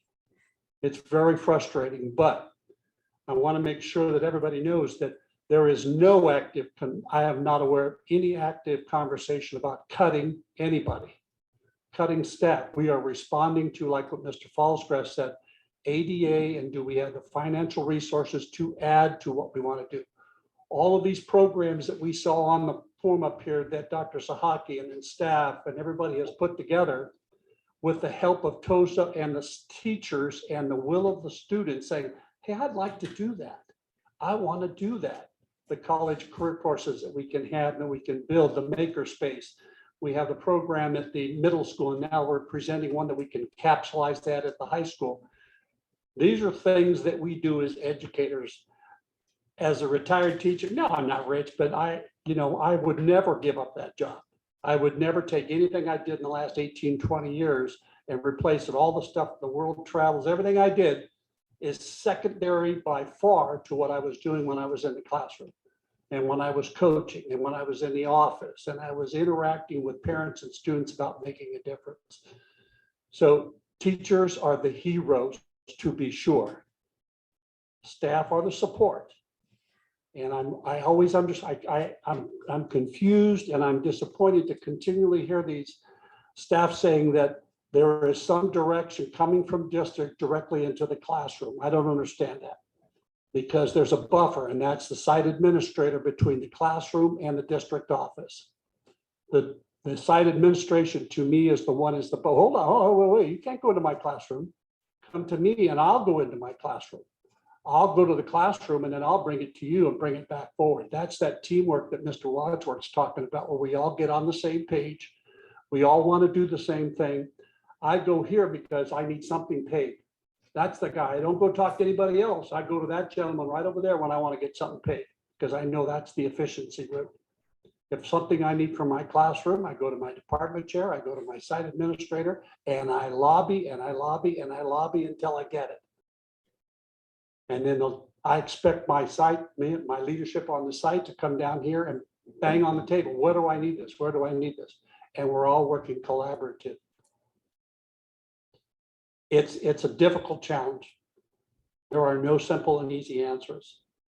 I lay awake many times and I'm retired, but I sit there and I think every time I sit on my porch and I'm reading and I'm thinking, okay, now what can we do? What can we do? What can we do? I'm always thinking, what can we do? Working with coaches to better the program, talking to Mr. Hassan, how can we help with the kids? What can we do here? Talking to Dr. Sahakian, what can we do about this? Talking to my colleagues when I see them around town or when I visit on site. When I don't ask you questions when I'm on site, I can assure you my brain is going 10,000 miles an hour. What do we do? What can we do about this cost? What do we need to do here? I'm always thinking in that mode because I'm an educator first. This is a secondary job for me, but it's this is frustrating. You have the enjoyable job, as hard as it may seem. You have the job that is most rewarding. You have the job that has the greatest impact. You have the job that people want. When I work part-time for Cal State Northridge, mentoring potential teachers.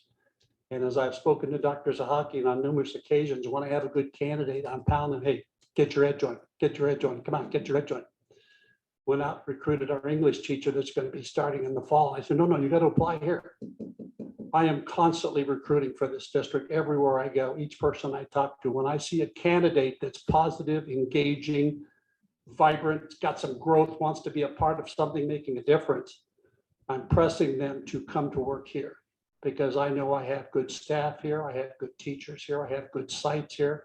I have programs that are going to give the kids the opportunity to do what they want to do when they get out of high school, whether they're going to go into the military service, go into career jobs, or go into college.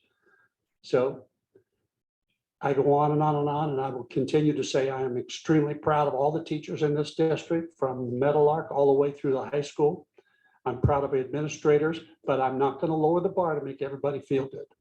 I'm going to keep pressing, keep doing your job, know that you're appreciated, keep working through that. That's another bump in the road that we're going to get through. Everybody here is pressing this gentleman here to get things done. This gentleman's talking to that person. We walk right around the line to try to get things done as best as we can. Heard comments about a PE teacher at the middle school. Yes. So there's my comment on that. I've already talked about that, and I have a good candidate at Cal State. No, I'm just kidding. But I'm just going to close. It's been a challenging 2 years. Hopefully, we're at the end of the tunnel. Hopefully, in another month, we'll have the end of year celebrations, the accomplishments that you did produce for your students, that they will recognize that they weathered the storm, that we can get back to tasks, that get off the computer, get back in the classroom, raise my hand, debate, argue with my teacher about a particular topic or content, and give them the value of being in the classroom and socializing with their peers in the classroom. I'm hopeful that the hard work that you and all of your colleagues and the patience that our parents have provided us, which has been enormous and very appreciative, that by the end of this school year, and we get ready to open up in the fall of 2022, that the students will be coming back. I'm hopeful these 25 new students, where they're coming from, I don't care. I've met a student that was from Montana. Welcome aboard. That's the first thing I said to him. And then I wanted to say, did you come down here to thaw out or what? But it's just fine, you know. But he's engaging with them. And those are things that we need to capitalize on. The gentleman back here that's been working with his kids in senior walk, I want to make sure that we do absolutely encourage that senior walk. I was a proud participant of it way back when. I'm sorry to hear that COVID maybe sidelined that, but I'm sure that we're going to work hard to get that back on board, where our seniors get to go talk to the younger athletes at each one of our school sites in cooperation with the site's calendar. Going forward, thank you, sister. It's just thank you. It's meaningless. It's a small word. It's just 2 words. Thank you. I can say it over and over again, but just please know that our respondents online and coming up here in person, that we hear what you say. We understand we're working very diligently with. Working with Dr. Sahakian to make sure that we get things, these programs as they materialize and the students recognize them and parents see these opportunities. Talk it up. When you go to Safeway, go to Smart Club. Hey, that's gas. Yep, it's that road. Keep right going down the road. Nope, keep going. It's around the bend, Pear Blossom Highway. It's on the left there. You'll see there's middle school and there's a high school. Yep, we got an elementary too. Bring them all down. Drop them off on your way down to the valley and pick them up on your way home. I don't care. You know, we have to make sure that we do that because we have that unique thing. The one last thing I want to say is that we're unique, but we are not different. We say we face the same challenges for staff as every other district in the state. Some districts with resources can go out and hire more people. They have more students, they have more ADA. We just can't do that. The sharp man with the pencil over here is doing an exceptional job. And he's giving us ideas about when and where we can do things, because we're asking him, can we do this? No. Can we do this? Well, and we'll get him to yes, we're working on it. So we're doing the best we can, but the biggest thing is like what Mr. Fallsgrass said is ADA drives our resources so that we can expand this. We're doing little things, 2 kids, 5 kids, 20 kids, 37 kids, 47 kids, whatever it is. Because before, when we were up around that 600 kids over at Vasquez High School, we're down to less than 300 now. So it's like such a huge change. So anyway, I'm going to keep up the hard work. Please continue to do what you do. You're doing exceptional work. Make sure that your colleagues at High Desert, Ms. Van Ornum at High Desert, Dr. Murphy over at Vasquez, Ms. Moynihan, is she here? No, Ms. Moynihan at Metal Art. Just please make sure that we do appreciate your hard work at the sites and your staff. Make sure that they understand that. Okay, I'm winded out. Here we go. President, What? I move that we extend the time period of the meeting till 11 p.m. We got a lot of business to flow through here. We have a motion to second. Second, Call the question. Kelly Jensen, I. Paul's graph aye. Brianna Texoni, aye. Tim Jorgensen, I 5-0. Oh, sorry, Chad. I Chad knew you were Wadsworth, gonna aye. say yeah. Do it. I was trying to speed it up. You were sitting there kicking my chair. Hurry up there.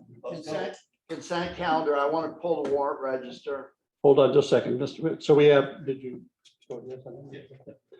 5-0. We'll extend the meeting to 11 p.m. All right, consent calendar. Approval of the consent calendar will include items 9B, 9C, and 9D. I have a motion to open, please. Kelly Jensen. I'll second. Kelly and Mr. Fallsgraf. Okay, Mr. Fallsgraf, you wanted to, Yeah, I want to pull the warrant register. I have a comment about page 8. warrant registered. 8. Any other board member discussion or alterations? I think once I get my questions done, then we can group them all back together. You see, Cyber Reef Solutions, there was a correction that was not a mileage charge. Let's jump down to Department of Justice. The Department of Justice fingerprinting and onboarding new employees, is that correct? Yes. It's not for an Office of Administrative Hearing Special Education case that I won't name that's active right now, is that right? No. I'll watch for that That's one correct. later, thanks, I'm done. Any other further board member discussions? Call the question. Kelly Jensen, I. Falls, you have aye. Brianna Texoni, aye. Chad Wadsworth, aye. Tim Jorgensen, I motion carries 5-0 with the, okay. 9B, minutes of the regular board meeting. Have motion to approve. Motion. A motion. Brianna, Chad will second. Chad. Board member discussion. Hearing none, call a question. Kelly Jensen, I. Falls, you have aye. Brianna Texoni, aye. Chad Wadsworth, aye. Tim Jorgensen, I carries 5-0. 9C, LA County Office of Education, Positive Behavior Interventions and Support, PBIS Consulting and Training Services, 2022-2023 school year agreement. Motion to discuss, motion to consider. A motion. Brianna, Kelly Jensen, second. Kelly, Dr. Zahakian.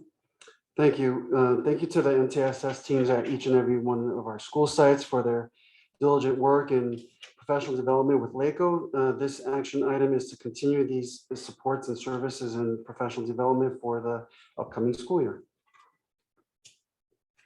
Board member discussion.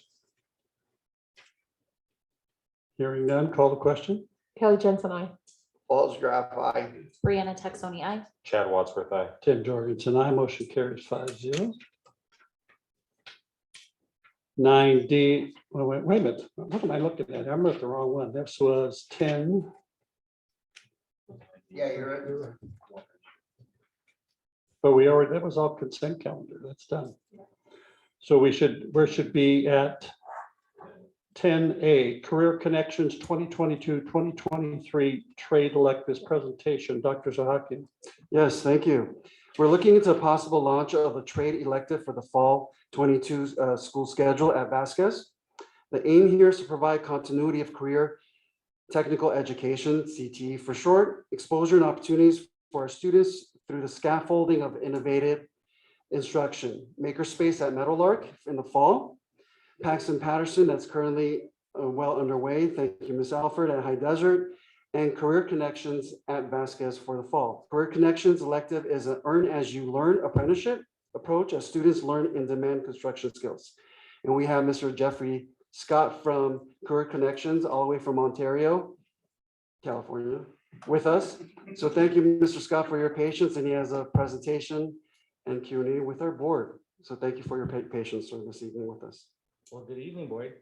Pleasure to be here. Thank you. Hold on, so if you can move the mic closer to you, or you can hold it in your hand if it's easier, then that way it's closer to you, so it'll pick up. There we go. We'll do that. Can you hear me There now? we go. Thank you. Awesome. That's great. So good evening, board. Thank you for allowing me to come and talk about our Career Connections program. First things first, I want to make sure that everyone knows that what we are is we're a pre-apprenticeship program. So the intent and purpose of the program is to prepare students for like that direct entry pathway into our registered apprenticeship program. And for those that don't know, the Southwest Regional Council of Carpenters is AKA the Carpenters Union. So we're really proud to be able to give back to the schools and kind of work this program into the different CTE levels. So let me see. There it goes. So what Career Connections is, it's a comprehensive pre-apprenticeship curriculum for construction technology. So out of all the different CTE pathways that the state of California offers, we sit right in that building and construction trades pre-apprenticeship program under the residential and commercial construction pathway. So we are A through G approved curriculum for concentrator and capstone. So it can be a 2-year pathway. That's what we've seen most common nowadays, but it could absolutely be a 4-year pathway. It's really up to the district what they envision for the program. It was developed by ourselves in-house. We didn't have somebody else develop this. So different union carpenters across the country, we get together and develop our apprenticeship curriculum. And this was derived from that. So it's coming directly from the men and women that are out there in the field, building America every single day.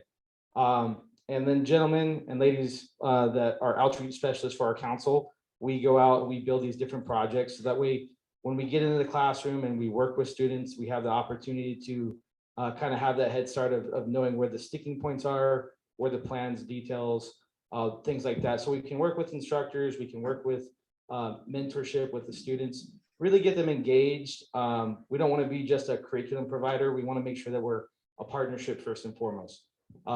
Just want to highlight the fact that we have a training center like 20 minutes away in Sylmar.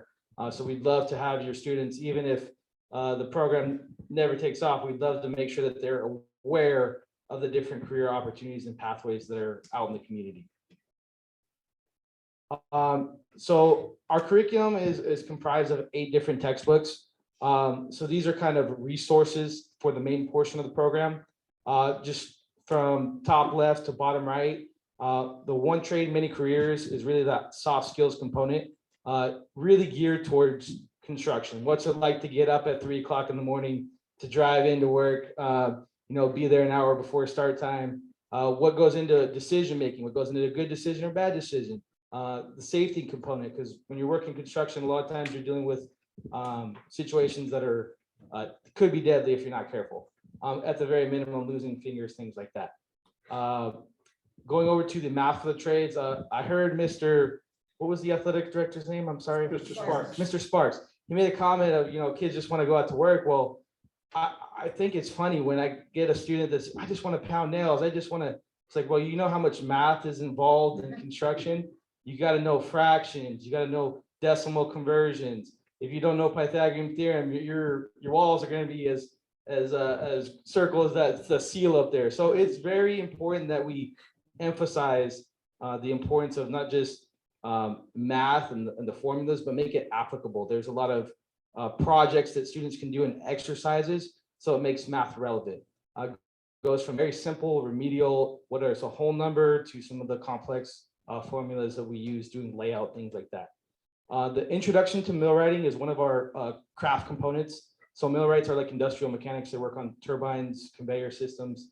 A lot of the warehousing that is going up in Southern California, our millwrights are in there installing conveyor systems for a lot of those distribution centers, also the racking. So that's just one component of what we do.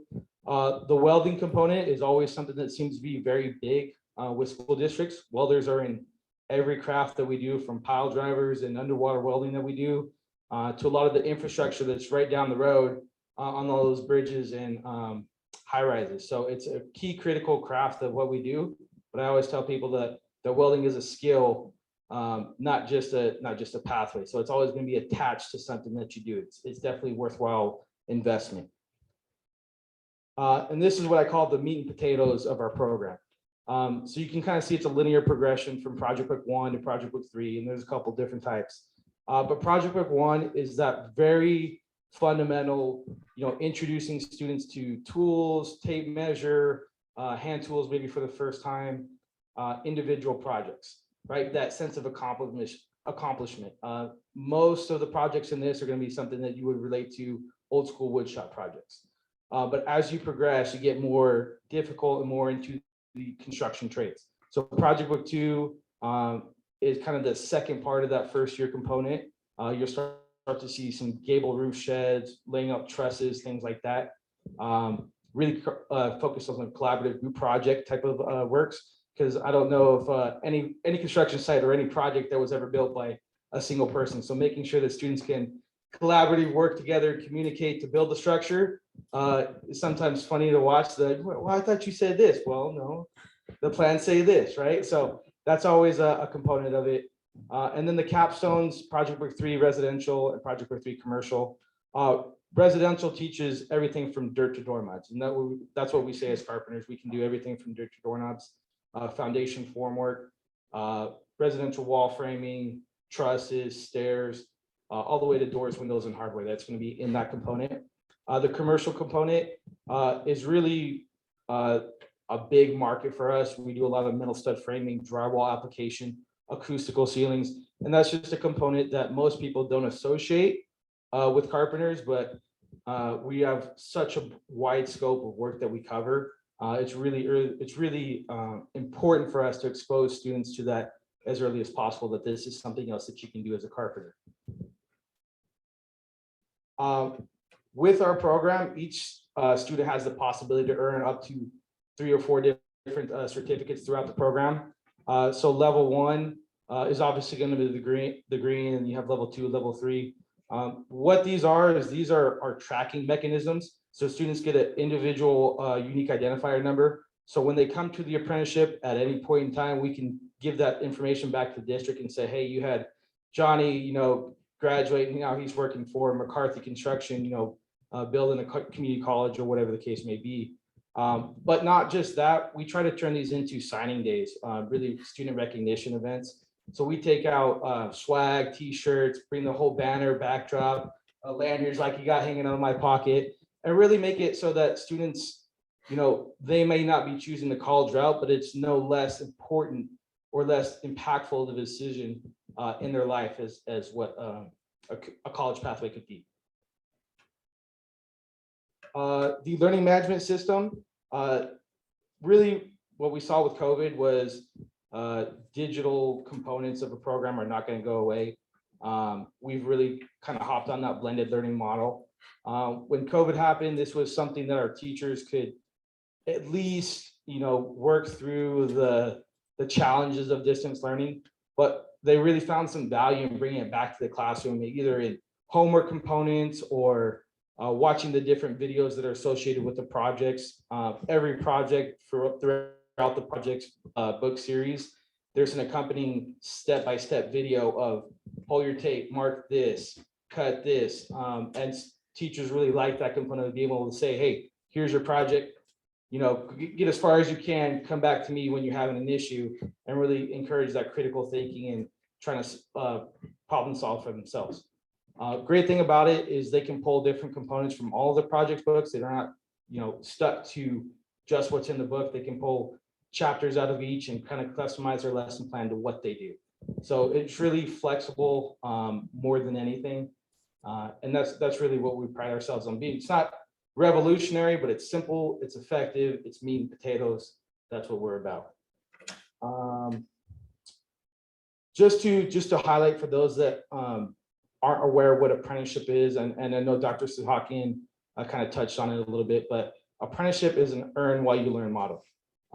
What apprentices do is they're going to work 90% of the time. They'll come train with us at our different training centers once for 1 week every quarter. That's during the apprenticeship. What we're trying to do with these pre-apprenticeship programs at the high school, the community college level, is really try to make sure that they have the skills that they need to survive. Our retention rate is pretty atrocious. It's probably the worst out of any program that we see. That's because people come in allured by the money that they can make and don't realize the technical skills that they need to have, the physicality sometimes of it. There's or the sacrifices that you have to make. And that's something that we really try to work with students on, is to, this is something you want to do. What are you doing to prepare yourself for that next step? And that's something that we are doing right now. I've been up since about 3 o'clock this morning, drive all the way to Southern California, giving out those certificates today. So really making sure that we have those conversations and being open and engaging with students. So with that being said, I will take any questions. Did you have any board member comments? I don't have any questions. Thank you very much. Now it's getting late. So thanks. Absolutely. Having come out of the work world, I've been around local 33 and operators 12. This kind of thing stops at hazing, that you bring in, you're hazed and all this kind of thing. And what this means to me as a school board member, there was a period of time here where we had a lot of DSA issues that were not being addressed. Sometimes projects become costly because the efficiency of the workers is not that great. And I have an understanding that when I hire union people to do union work, I'm not going to have a bunch of non-compliance issues and stuff. So when you said that this, if it happens, it will happen. Right. You're going to put people to work out of our town. Thank you. So we want. I just want to thank you for coming all the way out here. As a mom of kids, that my third one is a senior and getting ready to graduate in a couple weeks. And I have 2 other kids that graduated last year and the year before. And I feel like they really missed the boat on this. They could have, my boys especially, could have used this. So I am excited for all of our future students that are going to be able to take advantage of this. So thank you for coming all the way out and letting us know. Thanks for being out here. I feel your pain. I was standing at the Burbank Equestrian Center at 2:30 this morning. That's when my day started. I'll say that I graduated from Palmdale Highland High School before Vasquez was in place. And as a 17-year-old young man just down the street, my dad decided he was going to move back to the East Coast, and I was left to decide, well, what am I going to do? Well, long story short, the person he bought a home from owned a construction company. And Chad at 17 got in his truck and drove east to Columbia, South Carolina, where I met up with a guy I had no idea who he was, all on a commitment, verbal commitment from this gentleman. And I swung a hammer on a framing crew for 2 or 3 years and then moved on to more management type stuff. So I have a lot of appreciation for the trades. We have a big shortage in this country with blue collar workers. I'm sure you are aware of Mike Rowe and his foundation and what he does. I follow that a lot. This could not be implemented soon enough within this district. You have 100% of my support, and having moved on from construction, I'm now a Teamster, union Teamster, and there's a lot of good things that come from the unions and the trades. So you have my blessing. That's all I have to say. Well, I've got a really big, it's been 2 years getting somebody here to do this. Because I've been hammering this idea for a long time, because in the absence of elective opportunities for our students, a wood shop, a metal shop, to me, I went down and I toured with Mr. Maluski, toured your Silmar facility, where they were framing, and there were young people, and they're learning the trade with people guiding them through, and they were doing structural integrity, and they were alignment and angles, and they were talking math and numbers. And then over here, I said, what's this dirt area? They were doing foundation work. And so they weren't talking it, they were talking it and they were doing it. And so there's a difference with that. I remember when I was dean of students that I would have Saturday school, and I'd say, leave your phones at home, we're working today. And I had to teach kids how to drive a wheelbarrow and how to throw a hammer around safely, eye protection, all these things because we didn't have anything for them. They weren't learning this stuff. They were learning it through air. And options like this, where our students, because we have a significant number of students who are not going to go to University of Southern California, they're going to go right into the work, whether it be with their dad or like what Mr. Wadler said, hey, I got a verbal agreement, my kid's going to come work for you. Okay, well, they're going to go there with some background and knowledge. And so my understanding is that when they complete this course, is that they will have these certificates that their potential employer, oh, wow, it just kind of pushes them to the front of the line when it comes to selection, because they know they've got a basic foundation understanding about safety factors, job safety, how to operate tools, all the different things. And there's so many variables that the students can choose from, men and women, girls and boys. And so that to me is just like catch me. You need to be back here in 2 weeks to have this approved. I'm just like, we need to get this going for the fall, so that we can get our kids the opportunity to have a choice, because we have exceptional academic programs at our schools. We have the starter at the Makerspace at Metal Arc. We have the Paxton Patterson at the middle school, which is talking about the design and talking about all this stuff. And now here they can put those things together where they can learn an angle, get in a math class and throw a hammer and drive a wheelbarrow and do those things safely and earn some money for it. So they go right out of work when they graduate, if they choose to go to work right away and take a year off, or they can go out and have some opportunities. One last comment was that at last year's graduation, we had selective opportunities for kids to come because of social distancing. And at the end, I walked out and I saw a truckload of my former students there, and I go, hey, how come you guys weren't at graduation? And they said, well, we're working. And I said, who are you working for? That's the next construction company. And I go, okay, what am I missing here? They were at the ground level. They were driving the wheelbarrows and doing the cleanup rather than up there doing the framing and being a part of the development. And I think one thing that was brought up to me when I toured your site down at Silmar is that there's an opportunity for us to create a workspace on the site of the campus where they can build something and they can walk around campuses. We're building that, a frame, a ticket booth or something, and then they take it down, but they can demonstrate to their peers that they're learning how to do all this stuff.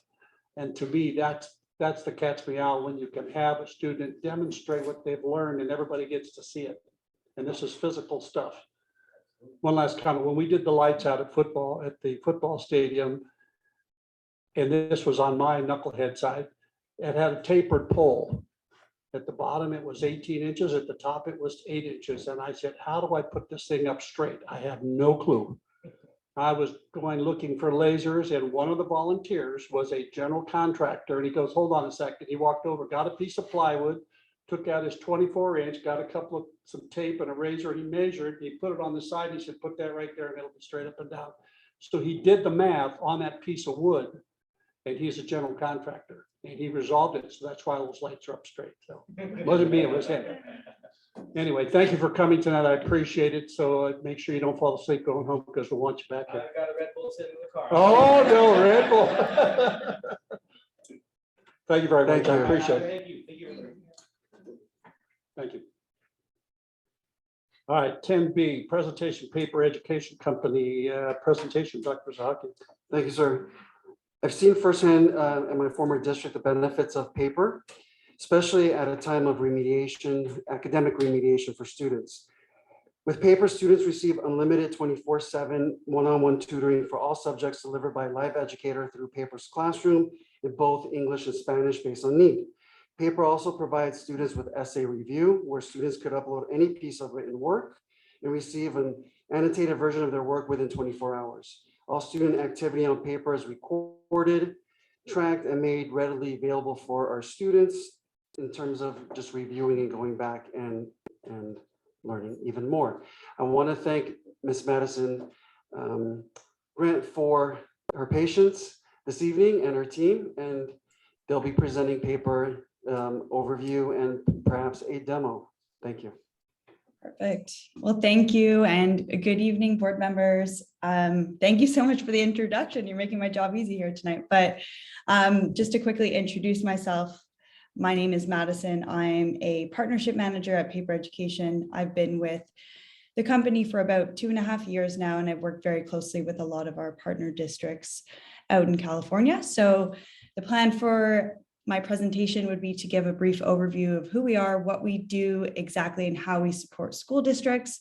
And then we'll hop into a live demonstration of the platform, and we'll leave some time for some questions and answers, a little Q&A. All right, so what I'll do is go ahead and share my screen over.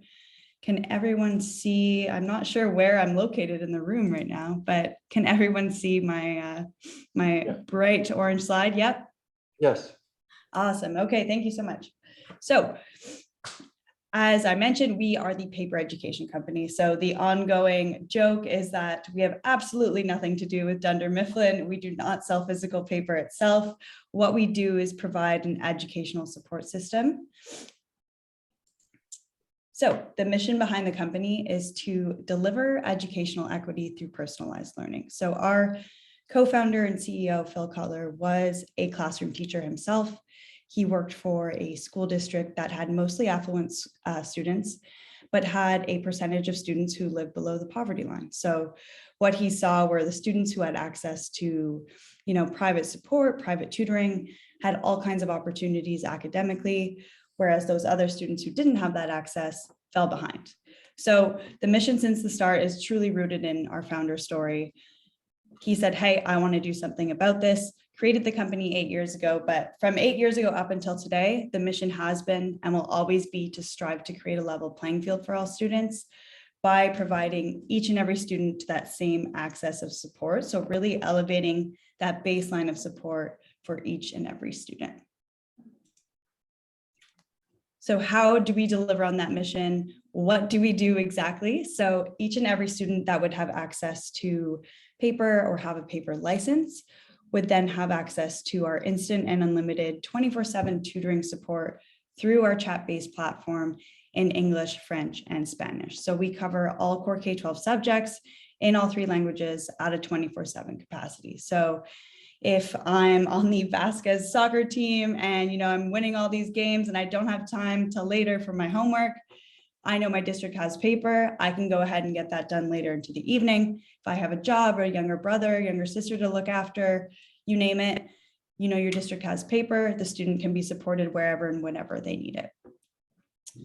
So alongside the live chat, we have something called our unlimited and annotated essay review piece. So like Dr. Shahakian said, so what students can do is actually upload any piece of written work. Doesn't have to just be an ELA essay. It can be a poem, a lab report, a college application. Upload that to our essay review piece and you'll get this reviewed and annotated by one of our tutors. We're accessible on any device. So if your student has a phone, a laptop, a Chromebook, you're set to go there. We have an application or you can access us through your Clever or ClassLink portal. Something important here is that each and every interaction between paper tutor and student is recorded and transparent to the schools and districts. So at the school level, if I'm a teacher, If I'm a site admin, I have complete access to the transcripts between tutor and student. And at the district level, the district administrators would have access to the administrator dashboard, which is what I like to call the bird's eye view of the partnership. So they'll see all the engagement, who's using what, where, when, what sites are using this the most, when are they using this, what subjects are they using. So any data that's important to the district, you'll find it on the administrator dashboard. And last but not least, we offer unlimited PD and support. So it's never, we partner with districts and never speak to them again. We have a full tech implementation team, onboarding team, customer success team to make sure we get the partnership up and off the ground and running. And then we'll have monthly check-ins. You have our full marketing team at your disposal to make sure that we can really spread the word about paper in your community. This is a great tool, but if no one knows about it, of course, that would not be great. So we will, put all of our efforts behind the marketing and communications within the district to make sure that we get the word out to say, hey, your whole district or your, high school students all have access to paper. Please go ahead and use it. This is how you get to it. So a little bit about our educators. So who are our tutors? Who would your students actually be interacting with on the platform? So each and every paper tutor is a paper employee. So they're not freelancers. It's not an Uber model. It's not AI. They're not robots. So they can't just hop in and say, hey, I feel like tutoring for 5 minutes and hop out. Because there are employees, we can really guarantee that 24/7 scheduling. Because there are employees, we do know they went through a long aptitude testing. They went through a long training process where they learned social emotional cues. They learned how to teach online. And they're trained to apply the Socratic teaching method. So your students will never get answers off of our tutors, but they'll use that inquiry-based approach to say, hey, what have you tried so far? What do you think your first step should be? Have you seen this in class before? And go about the session that way. Last but not least, each and every paper tutor, of course, does go through a federal criminal background check to make sure that it's a safe space for your students. Something I always like to reiterate here is that our tutors are never delivering direct instruction. So you have wonderful teachers that work day in, day out doing this.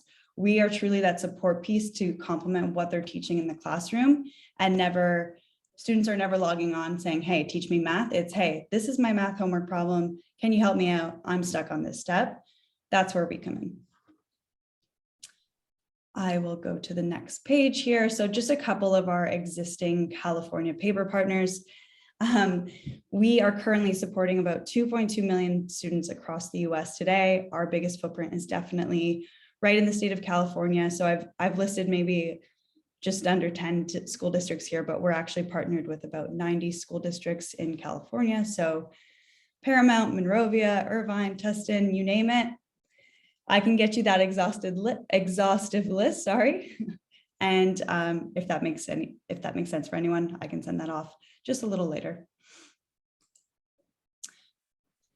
So a question we do get quite often is, okay, this sounds great, but what can we expect? So in terms of impact, we can't publicly disclose, hey, so-and-so district has this many students using it versus this many students using it because of student data privacy laws. But if an assistant superintendent decides to tweet out some of their engagement, we can definitely share that with you. So what I've included here are 2 tweets from Dr. Ryan Smith over at Monrovia Unified. So Dr. Smith was actually a partner with us over at Paramount and then brought on paper when he became the superintendent over at Monrovia Unified.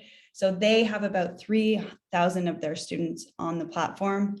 And within the, I believe, first 10 days, they saw 1,000 tutoring sessions, 175 essays submitted. Fast forward to 8 weeks into the partnership, they're seeing 4,000 tutoring sessions, 1,100 essays reviewed. So those numbers that I always like to highlight is, hey, that's 4,000 sessions that your teachers aren't getting late night messages.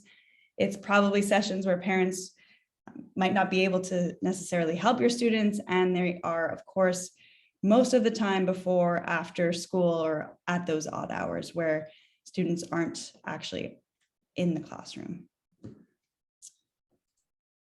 So last but not least, I'll share a quote by Superintendent McCormick over at Valverde Unified, a longtime partner of paper. So enabling all students to have access 24/7 to tutoring extends our ability to ensure more equitable access to learning, no matter the place or time of day. So what I'll do is just quickly hop onto a live session to show you what the student view would actually look like. So what you're seeing right now is the paper dashboard. So this is where your students would land each and every time they log on to paper. What we do is actually pull the courses they're taking from either Clever or ClassLink or whichever SIS your district uses to populate this with their actual course names and their actual teachers' names. So under these little tabs here is where they'd actually go get help for the courses they're taking currently. And then on the top right-hand side here is that essay review piece. So that's where they'd go and submit all those written pieces. So just for an example, let's use a math course. So if it's, later into the evening, or like I said, I play sports, or my mom and dad can no longer help me with algebra because they can't remember how to do any type of math anymore. I know my district has paper. What I can do here is just click Ask a Tutor underneath my math course. Oop, a little loud noise there. And I'll be connected to a tutor pretty much right away. So right now I see that I've been connected with Michael, who can help me with Miss Johnson's math class. So what we see right now is the paper classroom. Looks a lot like iMessenger, looks a lot like all the apps that your students are probably using quite too often these days, but super simple. What students can do is type it out, use our interactive whiteboard, or send a photo or file directly into the chat. So Michael says, "Hey there, Maddie, how's it going?" Just for the sake of time, I'm going to quickly just write out the question I want to get help with. So 35 equals 5x plus 5. First and foremost, like I said, I'm typing it out. Next, if I feel more comfortable drawing this out and showing my steps to my tutor, I can do it that way. So to keep to that same question, 35 equals 5x plus 5. I can draw this, send it directly into the chat, click directly on my photo, and actually show my next step. If I want to, do this in a different color, okay, my next step is -5, -5. Again, just for an example's sake, I'm going to see both my drawings on the top right here and see my step by step. And my tutor can also draw on that whiteboard. So last but not least, I'm going to greatly confuse Michael here, but just to show you the functionalities of the chat, the instant chat, I want to just show you how you can send a photo or file directly into the chat. So if you have a screenshot of your homework, or if you're taking a photo of something you're working on directly in front of you, you can open that up directly into the chat. And this is what you'll see. So here's my photo I shared. I can actually use that whiteboard function and draw directly on here to work through that with my tutor. Whoops, please forgive my terrible drawing skills tonight. But typing it out, drawing it out, sending a photo or file, those are the ways your students can access that support. So I'm going to go ahead and end the session. I'll say I have to go, sorry, feel terrible for our friend Michael here. We're ditching him quite early. I'll rate my session, say quick replies. Do you feel more confident? Yes, I'm starting to, and submit. So each and every time students end a session, they're going to be prompted to give some feedback about the tutor so that we can constantly monitor the quality of our tutors. So what we just did, 5 minutes of a math session, how our partnerships work is that we work on unlimited annual partnerships. So each and every student who does have a license or access to paper has unlimited access, no bank of minutes, no teachers allocating minutes or hours to specific students. Everyone has this at an unlimited capacity. So if you need help for 5 minutes or 13 hours, which is our record length of session, that is totally up to the student, and it's totally student initiated. So no, teachers creating scheduling for students, they have enough on their plates. It's truly student initiated. So next up, we have our essay review piece. Very simple. Students would just drop their file here. If I'm working on my Hamlet essay, I give my essay a title. What language do I want this reviewed in? What course does this correspond to? What are your teacher's instructions? This is an important one, so students can actually type it out or send in a photo or screenshot of the rubric the teachers might have on the student portal. And then any additional comments to the tutor, hey, I don't know, working on an MLA formatting. Can you have a peek at my citations? And then the students will be prompted to come back within a certain time frame, less than 24 hours always, but here we're seeing 12 hours. They click review my essay, comes back looking a little something like this. So same as the live session, we do take that Socratic approach to the essay review piece. It's never, this is what needs to be changed.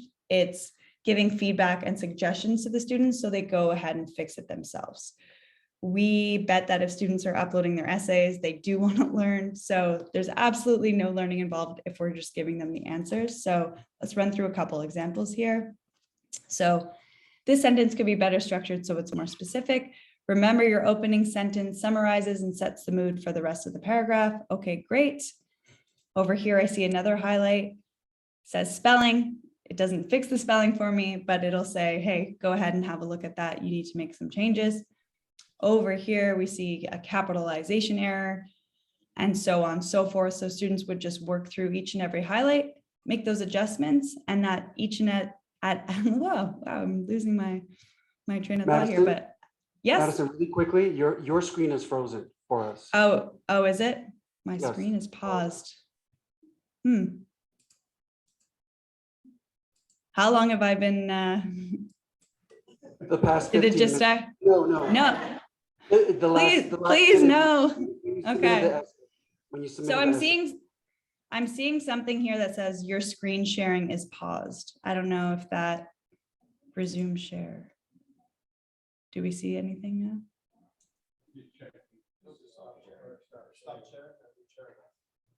I'll stop share and try again. The old turn on and off. Let's see if that works.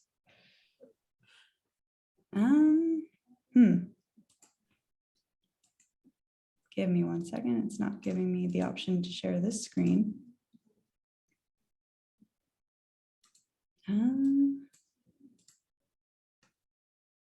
Pages, Hamlet essay. Are we seeing this? Yes, thank you. Okay, so this was the essay we were reviewing blindly, but where students submit an essay, it's going to come back looking like this. So lots of comments with highlights to the text that they worked on. So those were a couple examples. I don't want to go over it again, just in the name of time, but students can work through these highlights and there's corresponding comments or feedback from the tutor. And at the end of the essay, there's some general feedback from the tutor. So this is a great start. Remember, support your statements with plenty of evidence. Try to analyze the content of the quote more than describe it. Quote correctly, check with your teacher, et cetera, et cetera. Where we see this essay review piece being especially powerful is when teachers incorporate it into the lesson plan. So let's say, all grade 8 students' Hamlet essays due on Friday. Teacher says, hey, everyone submit this to paper by Monday or Tuesday, get this reviewed and annotated.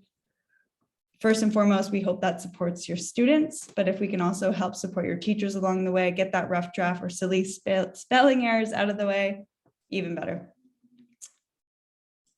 So are we still seeing the essay right now? Or are we seeing my screen? We're seeing the essay. Okay, let's see if I can, here we go. All right. Oh. Are we seeing now the dashboard? Yes. Okay, excellent. I'm not sure how that got lost, but that is the basic overview of the student dashboard. As I mentioned earlier, there is a teacher dashboard where teachers have insights to what their students are doing. They'll see all their student activity under their student tab here. So student name, sessions, essays they've done, the last time they were active, and if there's been any flags. So flags can be anything non-academic, or if students, ask for an answer repeatedly. But on a more serious note, if students say anything worrisome about harming themselves or harming others, we do have emergency procedures in place that'll mirror the emergency procedure at the district, so we can make a call if needed or just mirror that same process to make sure every single worrisome flag is taken seriously. Last but not least, the administrator dashboard. Like I mentioned earlier, it's the bird's eye view of the partnership. It's where you see your total usage over time, usage by day, by hour, by grade level, how many tutoring sessions and essays has your district had. So all the nitty gritty data is readily available on the admin dashboard. So that is my quick tour of the dashboard.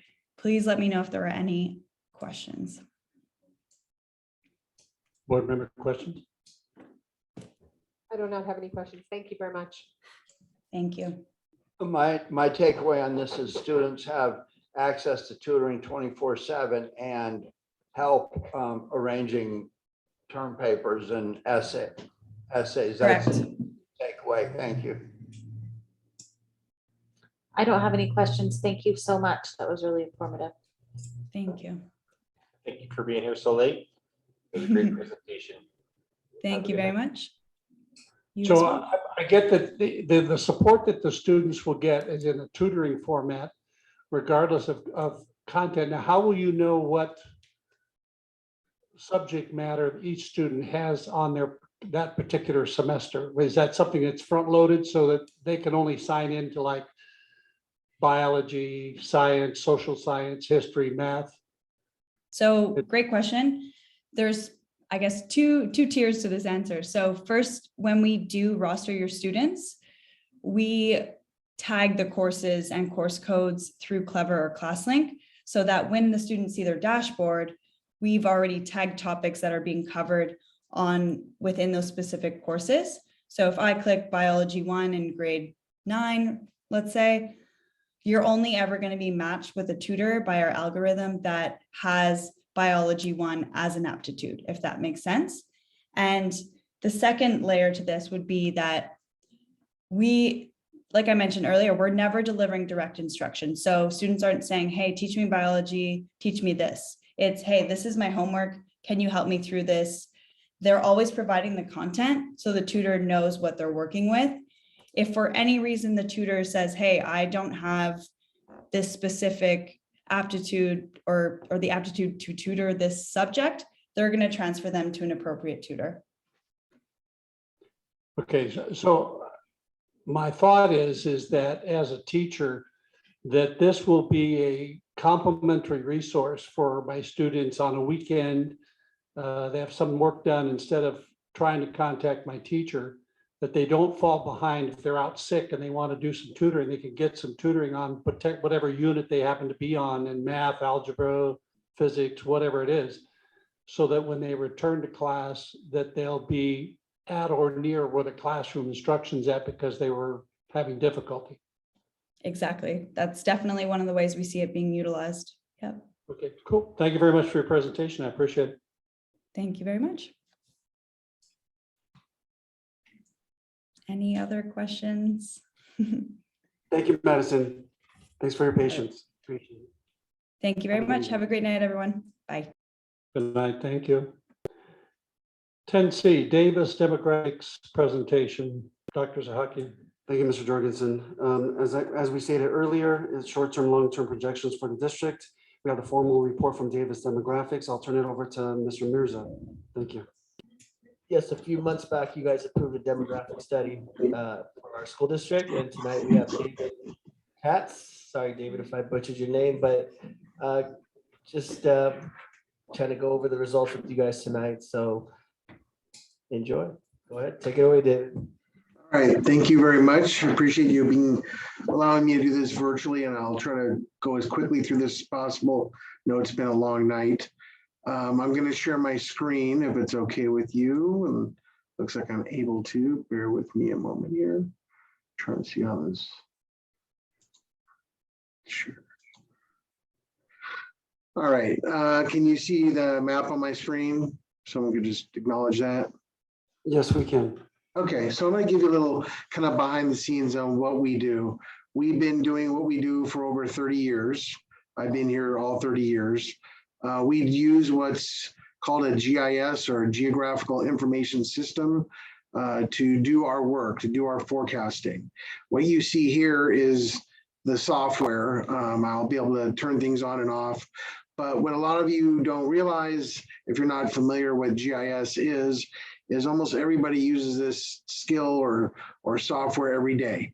When you go into your phone, you punch in an address, it links up to the satellite to see the best travel time to be able to get there. That's GIS behind the scenes. You're mapping an address and connecting the dots, if you will. We use this basic software for public school districts. So you see here your district boundary, your 3 schools, your streets in there, and we go through a process that we call geocoding, where we map your students. So I literally turn on this little box here, and here's your students from last October. And we did the same thing for your previous 3 years. So we have 2020 students, dots, 2019, and we go back as about 3 to 4 years to look at the most recent trends. So we have that data mapped, we have your boundaries, you have your 3 schools. Obviously in your district, you have essentially the same boundary for all your schools, the district boundary. But we also go a little bit deeper or dive, and we break the district up into what we call study areas. And we give them unique numbers. These are not counts of kids, these are just identifying numbers. And so we break your district up by density as best we can, try to keep these areas to about 100 or less students, K-12 per area. So we do our forecasting with our software tools using these study areas or neighborhoods level. And then we have the ability in our software to combine all those study areas to form essentially the district-wide forecast that we do in our reports. We have other things available to us if need be. We can turn on, we have the parcels we get from the county. So every single parcel in your district, your zip codes. There's a whole list of items that we can add. And you see in the background here, we have not an aerial image, but we can add aerial imagery. This happens just to be kind of a topographic map. So that's the foundation we build for our clients, the data sets specific to their schools and their districts. Then we wrap it up into a report. And just to make sure, are you seeing my report now? Or are you still seeing the map? Yes. Map. You're still seeing the map only? All right, I'm gonna have to kind of stop and start because when I move things around, things that was happening before, bear with me. Gonna have to stop and start a few times here to show you. All right. So this is our report. Can you see the report now? Yes, we can. Okay. Yeah, so this is what we shared with your district. We produced this about 3 or 4 months ago. I'll briefly walk you through some of our methodology, get you and sharing some of the forecast information as well. So we have an explanation about the factors that go in. One of them is looking at historical birth data. We look at current to October 21 student data is our foundation, our base. So those students are more or less born 5 years earlier.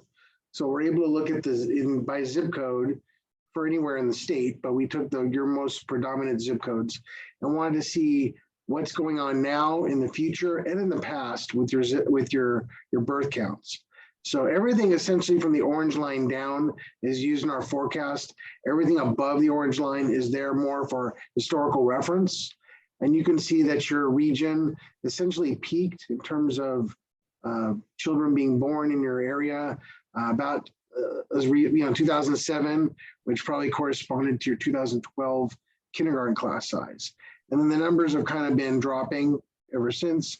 It went up a little bit this year. And again, you can kind of see that the numbers are staying about there, dropping down a little bit in the percentages in the future years.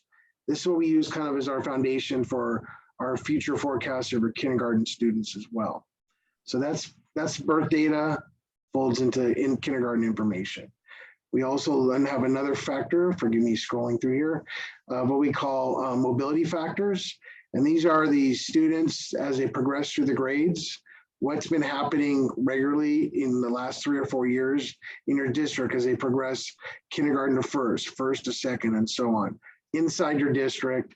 There's been some declines to, this represents about a little over 2% from K to 1 decline, almost 3% 1 to 2, but you gain back kids. Again, I can't explain why, but this is kind of what's been happening the last 4 years, about 2.5% gain of kids between second and third and so on. So you can kind of see it's kind of an up and down through the different grades. High school, these are typically the reddish ones. They are the ones that, you know, they maybe dropout rates or whatnot, the high schools. And you can see it's just kind of up and down. That's based on the student data, those dots I showed you earlier on the screen. So those are trends, and we roll those forward to replicate the same kind of trends going forward in a 7 consecutive year forecast that we run for your district. So this is what we are calling the district summary report. And again, we run them all at the study area level, those 27 regions. This is a summary of all those 27 areas. So here's your historical data, your previous 3 years, your October 21 student data, and then these are your forecasts, okay? By grade grouping, and most importantly, as you all know, that the TK program is going to be ramping up to a full 12-month grade by 2025. So we've incorporated a model in our forecast to ramp that up as well. And then it kind of has a life of its own, like any other grade, full grade as you move on through the later years. So we have, you can look diagonally in your real numbers. These are the mobility factors I was talking about, some losing, some gaining as you move through diagonally. And again, those same patterns should be showing up in the grades here as well. Come down the bottom here, in a nutshell, we're looking at the district has lost probably about 150 students over the last 4 years. Some of it is obviously pandemic related. There's been a little bit of a rebound this year. There could be in other grades rebounds, but the way the numbers show, there's going to be a very slow but steady decline. We're anticipating about a 200 student decline TK 12 wise, pretty flat at the elementary. Most of that is also because of the ramp up of the TK program. You'll be getting more kids from there. And then as, again, those grades get smaller in those younger grades, they matriculate through the middle schools and into the high schools eventually. And that's kind of where we see the district going in the next, 7 years. This changes every year with the pandemic and a rebound. It's potential that this could go up some more. But right now, the trends in the last couple of years, this is kind of what we're seeing in your district. We have, again, a map in here and the report of those unique study areas. And in the back, we have for each of those numbered areas, a forecast. Lastly, I want to share one other thing with you and tell me if what you're seeing, if I need to refresh my screen, do you still see the report or do you see a dashboard? We see a report. Okay, sorry, gotta have to do it one more time and then I'll be done and answer questions for you. All right, can you see the dashboard now? Yes, thank you. Okay, yeah, thank you. We have a product that we call Atlas. Essentially, it's a dashboard for our clients that you can get some general information on. It's not, if you have an annual contract with us, we can update it, but this is probably at least for the next 6 months or year. This happens to show some things about coronavirus impact, but it gives you some good socioeconomic information about your specific district area as well. You could scroll through, again, I won't spend much time on it, but this is specific to your district, your students, your breakdown by grades. This is a heat map that shows you based on those students where the highest concentration of students are in your district. Oh, let me scroll down a little bit more. We do have some other information you might find interesting: median household income, median home value, racial breakdown of different parts of your district. We also have at the very top, again, I don't want to go through every single thing, but there's work we've done on the project, some data loading.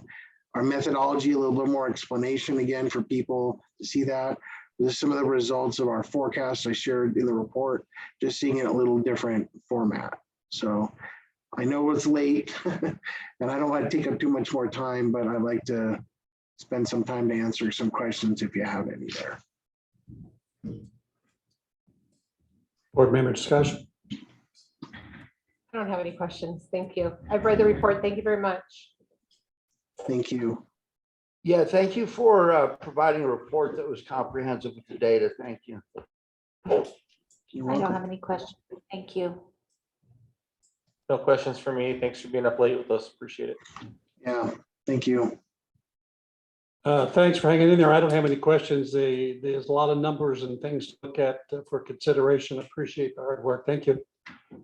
You're welcome. Good luck tonight. Thank you all for listening to me. Thank you, David. All right. Take care. 10D, first read, master plan for English learners, Acton Agua Dulce School District 2021-2022. Dr. Zahaki. Thank you, Mr. Jorgensen. Thank you to our DLAC committee for their efforts and their hard work. And of course, our Ms. Jana Largent, our TOSA, with oversight of our EL master plan update. With that, I'll turn it over to Ms. Shah and Ms. Largent. Thank you.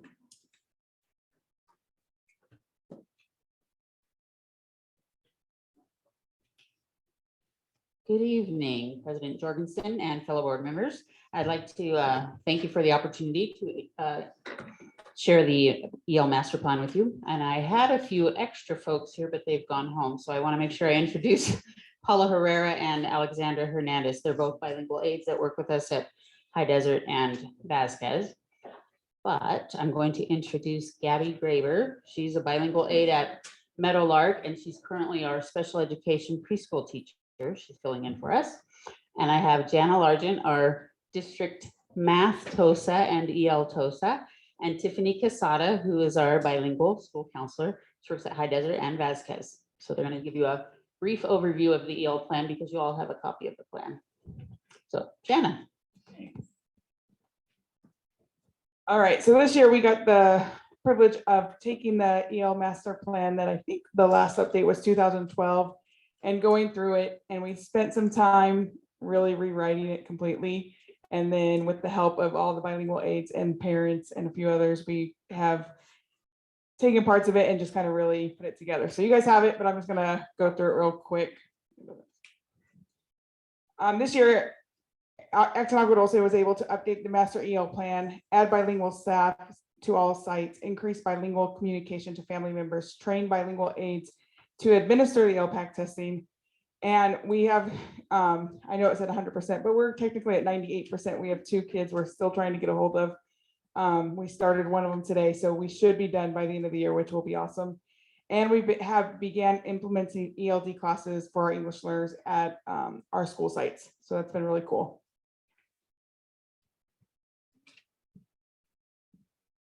At the beginning of the EL plan, we have district expectations, and the couple, they're up there, but the EL plan has 7 different sections to it, and we're not going to go through all 7, but as we reviewed it and changed it, we kept in mind these expectations for our students. We expect our English learners to improve at least 1 level in English proficiency each year and to reclassify within 5 years of enrolling in Acton School District.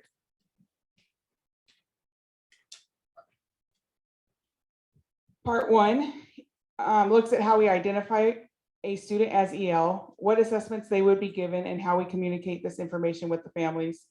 In this section, you will find a chart that identifies who's responsible for each aspect of identification, assessment, classification, and notification at each site.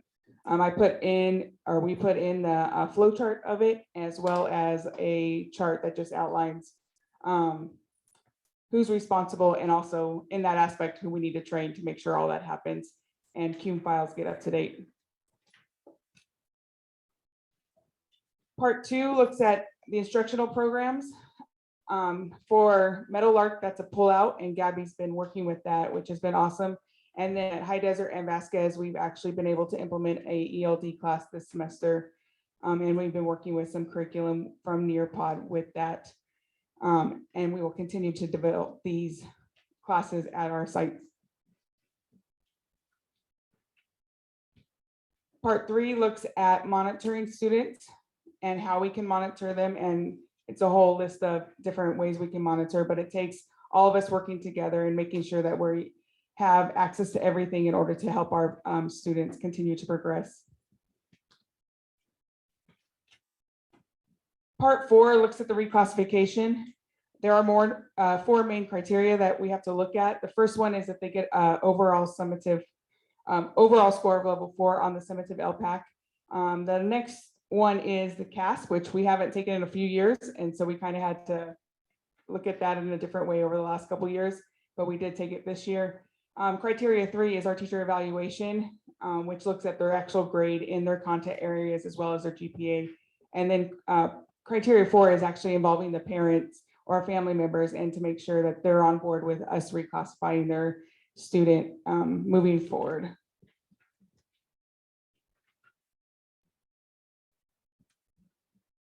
So reclassified students are monitored 4 years after being redesignated at the identified marks.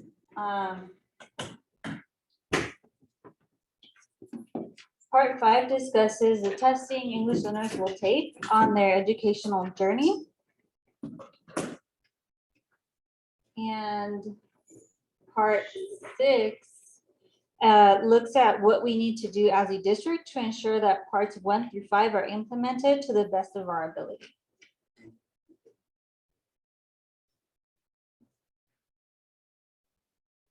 Administrators at each site will work with their site support staff to ensure that implementation on ELD models for 7th through 12th grade models are in designated courses. For TK through 6th grade models are pulled out.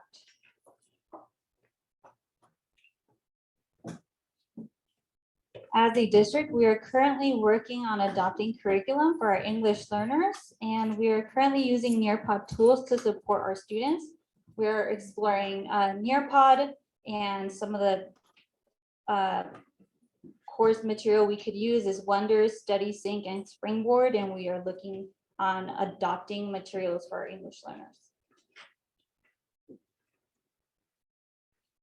Attached to the master plan are templates we will be using as a district to communicate with families, and all documents will be translated and posted on the district website after board approval. A lot of our forms have officially been translated, but once the plan is actually ready, we will send in the full document to be translated. And that is all we have for you tonight on the EL plan. And it is a first revision, so we're looking forward to see any updates that you would be willing to implement with us. Thank you. Board member discussion. Just a couple of questions. I saw in the designated ELD, are we currently doing the 30-minute block for designated ELD? Is that happening? High Desert and Vasquez. High Desert has it as a 6-period class, and our EL students are in there. And then Vasquez, I believe, is 6th period as well as an actual class. So it's actually more than, it's like 45, 40, 50 minutes. And Meadowlark, are they doing a 30-minute? Meadowlark is pulling out, correct? So for 25 minutes at this point, and so she's working with those students over there. Okay. It needs to be up to 30 minutes, I believe, if you guys could check on that, not 25. Yeah. By law. And also the curriculum adoption, I see here for the Meadowlark, they currently use Wonders, right? Isn't that, no, they use, no, you guys use Benchmark, correct? Yes. They have it. You do. Benchmark. And so I see the adopted curriculum. So you're looking at Wonders, which is the K-5. So I'm just curious, why aren't we using Benchmark that came with the adoption for the designated ELD? If you can't answer, that's fine, but I'm just wondering. I was just looking at what other districts were using, and that's what came up. I don't know what our there is a designated piece to the curriculum we've adopted for Benchmark. So I need you guys to dig that out too and look at that. So it did come with a designated ELD portion that's already purchased. It should have been. Awesome. So anyway, so maybe just go back and check that out. And if you don't like it and you think there's something better, that's fine, but it should have come, it comes with part of the adoption. That would be great. I'm happy to help you with that if you need some help with that, but it is part of the adoption. Thank you very much. Thanks for all your good work. It's nice to see that we have an EL plan. So I know I asked you some tough questions and that's fine, but I really appreciate that we have a plan. So thank you so much. And thanks to our aide over here. Thank you so much. Tough questions are answered by competent people. Imagine that. So my questions are very simple. Anytime I have Title I things going on, SPED kids, speech language pathology, all that kind of stuff, when kids are young, pullout isn't that bad. But as you get older, there goes dummy. The biggest issue I have is school lunch programs because we can't take the cash register out of the lunchroom. So everybody knows those kids over there are a free and reduced lunch program. They can't leave campus to eat lunch because their parents don't have the money. Tell me what you guys are doing to minimize the social shaming that goes on with being a Title I kid. This year, we're just trying to get things started. I think it's something we definitely need to look into and definitely need to develop in terms of making sure that it's just part of our culture. It's a part of our community, right? Ideally, most of it, if we are doing our job well, our ELs, for the most part, are going to be in the elementary school. If we're reclassifying within 5 years, by the time they get to high desert, we have just the kids that are coming in new to that country. And we have to really develop and work with them on that aspect of it. But I think it's something we got to just make part of our culture. It can't be something that's changed. I think it's pretty cool that these kids are where they're at. And I mean, I talk to these kids and it's like, you guys got an incredible thing. You know how much I would love to be able to have 2 languages in me right now and just learn how to develop it and make it something that's a part of our world instead of something that's shameful.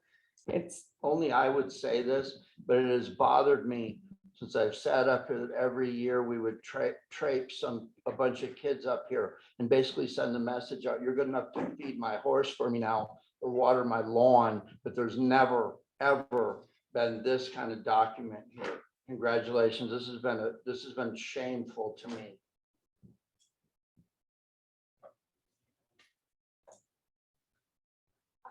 Thank you.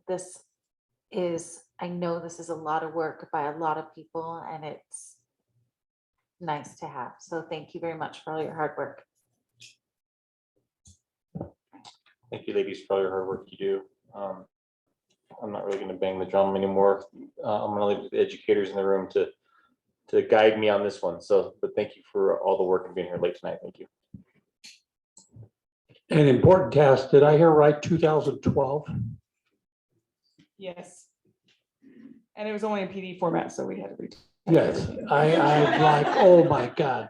So thank you for your hard work in getting this together, because I recall that I had a student in my 9th grade class, 0 English. And so I went and I said, where's my support? How do I help this student? Well, we can try to do some translation. And I went and he says, no English, no English. And he ended up graduating speaking. So it was on his determination, but it's people like you and the support that you give these students early on. By the time, and I'm really appreciative of your comment that this should be a normal course of our events, that these kids are included. There's no shame in having, I would love to be bilingual. I would love to be trilingual. If there's anything I could do, I don't want $1 million. I want to be able to speak multiple languages. I mean, I want to be able to communicate. So thank you for your hard work on this. I certainly appreciate it. I will tell you that I've been able to watch, especially Paula at High Desert, and we have a kid that was brand new to the country, and it's just having her there and having our aides there and having Tiffany there has been huge this year, because they're able to sit down and have a conversation with those kids and make them feel welcome. And I don't know how many times I see that kid's hand go up in math, and I just look at Paula like, okay, dude, like you're up, and then come tell me what he wants and I'll come help him with math. But I mean, it's just been huge to have these guys here to help us through that process as we try to get all this program in place. Breaking that barrier that it's okay to speak up and say it in your native language so that we can help you translate. You can speak your native language, and you can also communicate in English. So kudos to you, and thank you very much for your help at High Desert. Certainly appreciate it. Thank you, Janet. Thank you, Tiffany. President, I move that we extend the board meeting till midnight. No, 10:15. That was real. No, you look at your stack. We can't rush through this midnight. If we get done before midnight, that's good. Second. Do we have a second? I'll second. Call the question. Kelly Johnson, I. Balls graph, aye. Brianna Texoni, aye. Chad Wadsworth, aye. Tim Jorgensen, aye. Meeting is extended to 12 midnight. Look, them scattered like cockroaches. Moving right along. All right, 10E presentation, High Desert School Block Schedule start time. Dr. Zahaki. Yes, sir. So I know that our trustees did request to get some information about some research behind the benefits of block scheduling, and Ms. Van Orden is going to be presenting on that, and the proposal for a 8 o'clock start time for fall 22-23 school year. So Ms. Van Orden.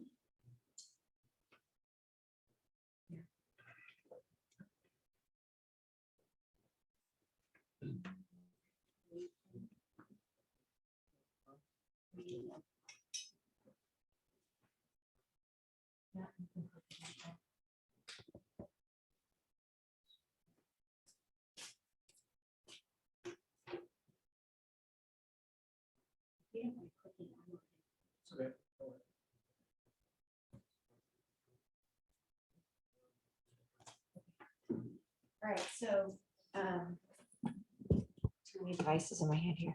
So I'm going to try and be really fast because it's late, but if you have questions, I'd be happy to answer them. So we, coming out of the pandemic, our teachers found the benefit of teaching in a block schedule. So all during hybrid and when we returned back to in-campus, in-person learning, we found huge benefits, and it was kind of the missing link for us at High Desert. We had taught in a 45-minute block, which I'm not sure if you've ever tried to teach something in 45 minutes. It's really fast. And kudos to Ms. Alford. I don't know how she makes science labs happen in 45 minutes, but she does. But the advantage of teaching in a 90-minute block and being able to really dive into science labs, projects, et cetera, was huge. So that we set out to get block scheduling to happen. I don't know. You want to just go next? Is it because it's a PDF? Okay. So we have a lot of benefits. I won't read all of them to you, but the biggest thing is the cooperative learning and the ability to really dive into subject matter, to allow the students to have multiple opportunities to engage in material before they go home, especially in mathematics. A lot of times you have like 15 minutes to do a lesson, and if you're trying to do some independent work on things and you get into station rotation, I did my best when I was in the classroom to cram all that into 45 minutes, but what I wouldn't have given to be able to have time to expand. Next one. And then, so we did come up with a block schedule, and our block schedule does include proposal depending on whether or not it gets approved to do a 2-1-2 schedule. So we do have a block schedule in addition to our Wednesdays, which would be our early release day. And then start time of 8 o'clock. One of the things that came up is that with the busing situation, the way that the times of the schools start, our schools starting at 7:50 and Vasquez starting at 7:40, we have oftentimes the buses are running later to us. And so it creates an attendance tardiness problem. And so we talked with transportation, moving it that 10 minutes actually makes a big impact to transportation and would help them make sure that our kids are arriving on time. In addition, it seemed to work better for all of our families. When we came back last year from March to June, we actually continued to start at 8 o'clock, and it worked really well. Our tardies were down significantly. So, and then the state decided that middle school should start at 8 a.m. So lucky us, we were already on that path. So we were excited about that. That works for us. And then we did, just to give a little bit of info about what we did to put this out to the community. So we did do a survey in January. We did hold 2 parent meetings. We held one in the evening and one in the morning, midday, so that we could accommodate families that needed to attend at different times of day. In the survey, we also had room for people to submit questions, and we were able to get a lot of those questions answered during our Zoom meeting. So. And then these are the survey results. So overwhelmingly, families were in favor of going to block scheduling, with 67% of our population reporting that they wanted to do block scheduling that responded. And then additional considerations, we looked at transitioning from the block to traditional at Vasquez and what that might look like. Go ahead to the next one. And then additional resources. And then one of the things we're working on is our teachers had kind of on the job training for how to do block scheduling during the pandemic. But we're also looking at specific training, and I'm working with Nicole Chun and our PD committee on that for what that might look like for training on how to best utilize the block schedule. So I went really fast. But. Sorry, I know it's getting late, but I have to ask the question. Can we go to slide 2? What period is ELD?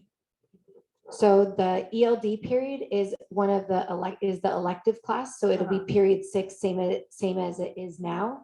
So they would also have a block of ELD because it'll be one of their class periods. It's their elective period. So if they are not on a period 6, they don't have ELD that day?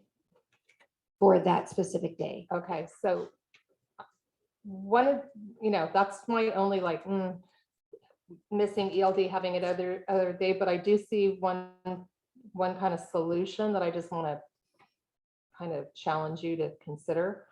When you have the bullet there that says increased opportunities, enrichment activities, ELD time, and student collaboration, or if we could get some kind of protocols and stuff for students to be using the language and having that time to collaborate, and intentional for ELDs, like in other words, just want to be really mindful of what their needs are. So like if they're not going to have ELD that day and we just say all kids are going to collaborate, which they should, are there certain questions and things that we're going to put in place for that collaboration to happen, for ELs to have opportunities to really use the language? My only fear is like, I haven't done enough research, so I can't really say, but every other day not having ELD, and then if we're not intentional about using the language, are they going to become LTELs, so right. That's just something I want to challenge you just to consider, since we've been on talking about ELD, especially tonight, is to consider the days, especially all days, but are they going to have some time to collaborate? Are we going to be intentional about specifically asking questions and developing some protocols that the ELs are actually having collaborative time? And we did start some of Because if that it's just for training. all kids and we're not intentional, it won't really hone in on what they Right. need, if that makes sense. We did start some of that training this year for ELs, and specifically with all subject areas of how can we really focus on our EL students and providing them those supports that they need in every subject area. And I did see in what was just presented as well, that you guys have some good trainings coming up in the roadmap and stuff, but Yes. so that would just be my only kind of thing that I'm wondering and questioning, is that, and then just being, one of the benefits is the time to collaborate and just being really intentional when it comes to the EL students. Thank you so much. Thank you. Slide 6, please. I am a graduate of a trimester program. My whole high school was 2-hour classes. There were breakouts of classes, but we would rotate classes. So I fully understand this, and getting your class up and running to the point where they learn something and then wind them down, and getting them to review what you just taught them to figure out whether or not who got what, and not to mention your IEPs and ELs and all that come together. So in 2012, when I was sitting out here, I saw this board vote on 3 different polls or whatever of I guess you just work it till you get the right thing. The number there, 60, is this reflective of the polling of all the families that would be affected, or is this just the respondents? This is everybody who responded. So how many 70, there's 76 responses. So I can see that. How many did not respond? So we have a student population of 270 at the time that this was done. So there are a significant portion of families that did not respond to the survey. Some of Okay, those have and multiple those are kids. the families that typically, once this gets kicked in because they're not engaged, will stand out here in the audience, and then there'll be this claim that we don't support what's happening at the sites and that type of thing. So It should only be 7 and 8. here's what I think is going to skew the data. I think there's families there that have 2 and 3 kids in the class, especially since Right. there's other ones started, but I do need to know what percent was not responding. I run processes in the city where you have to have 51% or more, and I don't think that's been met. I already told you that I support the idea of teaching. I think it's a more effective way of teaching. Last thing I want to know is what remedies are being considered that you might have here. What remedies are being offered on the early out days for people who are commuters and have grown accustomed to this? Because you're basically breaking a work schedule up where somebody has, one of my pet peeves is whoever the parent is that makes the least money in the work environment, the commuter work environment, is the one that has to go home one day a week. And then when it comes promotion time, I'm going to be frank again. Oh, sorry, you're a female. You're the one that always goes home when your kids are sick. So we really can't look at you for this position. I need to know what the district is doing to provide some remedy for the period of time in which somebody is going to have to be there 30 or 40 minutes early. I just need to know that there was some consideration given that. If I could answer that, Mr. Fosgate, very quickly, we're working with the Sunny Days program for the early release on Wednesday so that our K through second grade students could actually have an opportunity for that gap of time from the traditional time of dismissal.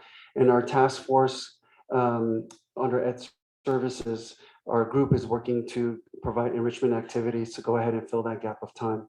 So those enrichment activities, I don't expect they would be at the expense of a family budget. That's correct. I have a quick question. Do we get ELOP funding?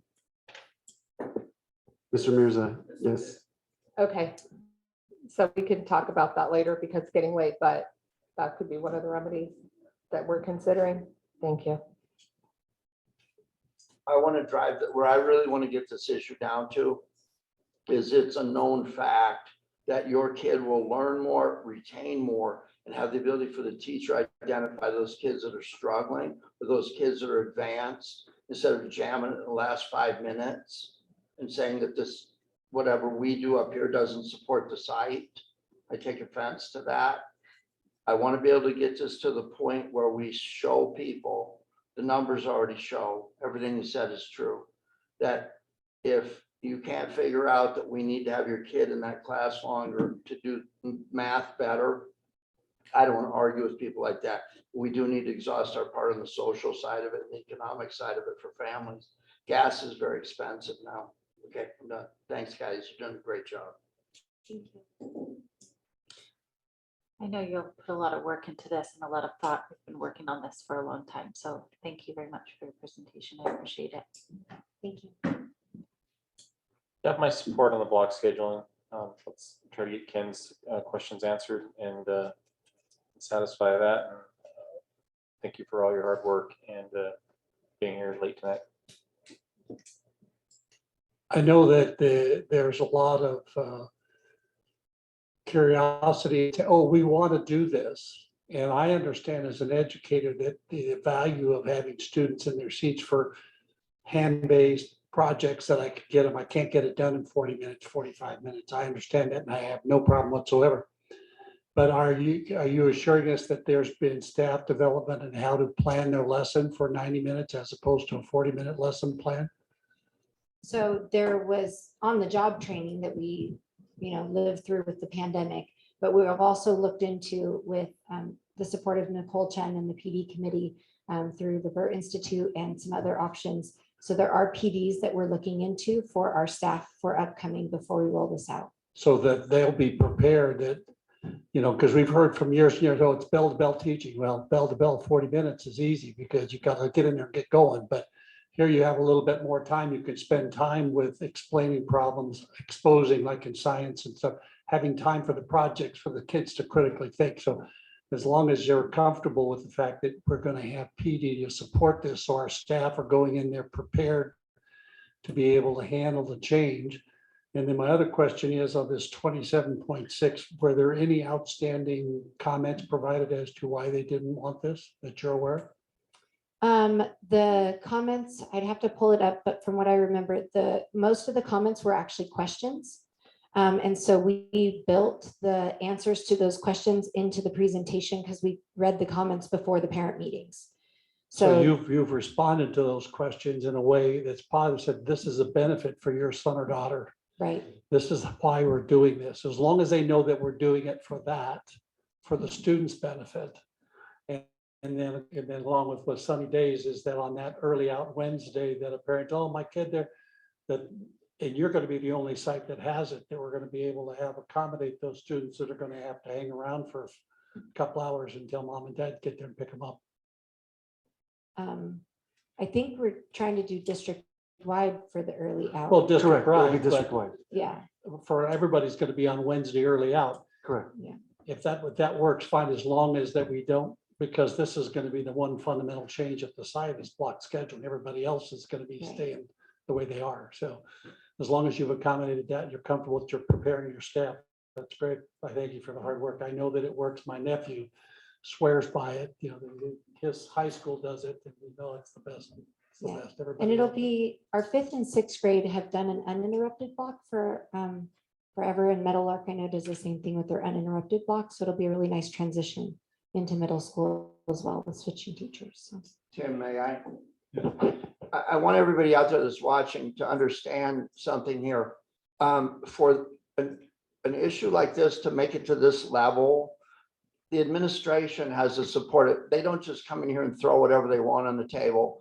And sometimes you have to understand the questions, especially the ones I ask, are meant, I may know the answer already, but I'm trying to communicate to the public. These are the kinds of questions. We're watching what's going on. We're looking at educational balance, but at the same time, you hear stuff, well, this benefits this person or that person. So the questions we ask are important to educating the community and to verifying the process. It's not the teacher's fault. It's not the site principal's fault if you do not respond to surveys. But don't think that the superintendency team lets things boil the surface and lets us just figure out willy-nilly what's going to happen. For this to have this level, to get to this point, there you've got the support of the board behind the scenes. The voting is a formality. Thank you, Ms. Van Horn. 10F, Acton Agua Dulce Teachers Association, AATA tentative agreement. Dr. Motion to consider. I'll move. I'll move it in, or should someone else move it in? Kelly will second. Dr. Zahaki. Thank you, Mr. Jorgensen. For items 10F through 10H, Mrs. Shaw and Mr. Mirza would be addressing the board for any questions as it relates to the CBA agreement. Okay, we'll go down the line real quickly. 10F, are there any board member discussion on 10F, the tentative agreement with AATA? No, just thanks for everyone's hard work and coming together and collaborating. So thank you much. I have a question for both of these. Have these been run through LACO and met the 1200s, AB 1200 series? Yes. Have they issued a document that says that they've looked at what is being proposed, all associated costs, and given you a letter that says that this falls into the budgetary things and they don't see a problem in the out years? Yes. That this will not affect our certification? Yes, I'd like to comment on that and read into the record. I received a letter from LACO from Hoyt Yee, and I won't read the whole thing, but it's addressed to me as Mr. Jorgensen, the board president, Acton Agua Dulce, and it's regarding the agreement provides, and it goes into the provisions of the tentative agreement. But there's a paragraph that I want to make sure that I read here. It says, pursuant to Assembly Bill 1200, and there's other chapters in there, the Los Angeles County Superintendent of Schools reviewed the Acton Agua Dulce Unified School District's public disclosure of proposed collective bargaining agreement concerning a tentative agreement with the Acton Agua Dulce Teachers Association. The agreement covers the period beginning July 1st, 2021 and ending June 30th, 2022, and is scheduled for the governing board consideration today, May 12th, 2022. Now, the key element here is as a reminder, Education Code 42142 requires the district superintendent to send to the county any revisions to the district's current budget to fulfill the collective bargaining settlement within 45 days of adoption. And then it goes on to says, we appreciate that the district staff's cooperation during our review of the disclosure and related documents in our office. If our office may be of further assistance, please call me. So this is an acknowledgement by LACO and Mr. Yee that the board has presented the information to them and that we are in good stead with it. And I want to congratulate staff and everyone for pulling that together. Okay, so I'll continue with my comments now. It was, as we've gone through this collective bargaining thing, there were moments in the board meeting where all of a sudden people wanted to talk about collective bargaining and who should get what and all that. And I think those people knew that we can't sit up there in collective bargaining and affect that process in any way. I want to thank the associations for understanding the importance that there is no direct correlation between the reserve, because we don't have enough money coming in to support ourselves without that reserve right now. And that reserve serves as a buffer until such time that we are able to support our efforts with attracting and retaining our own ADA.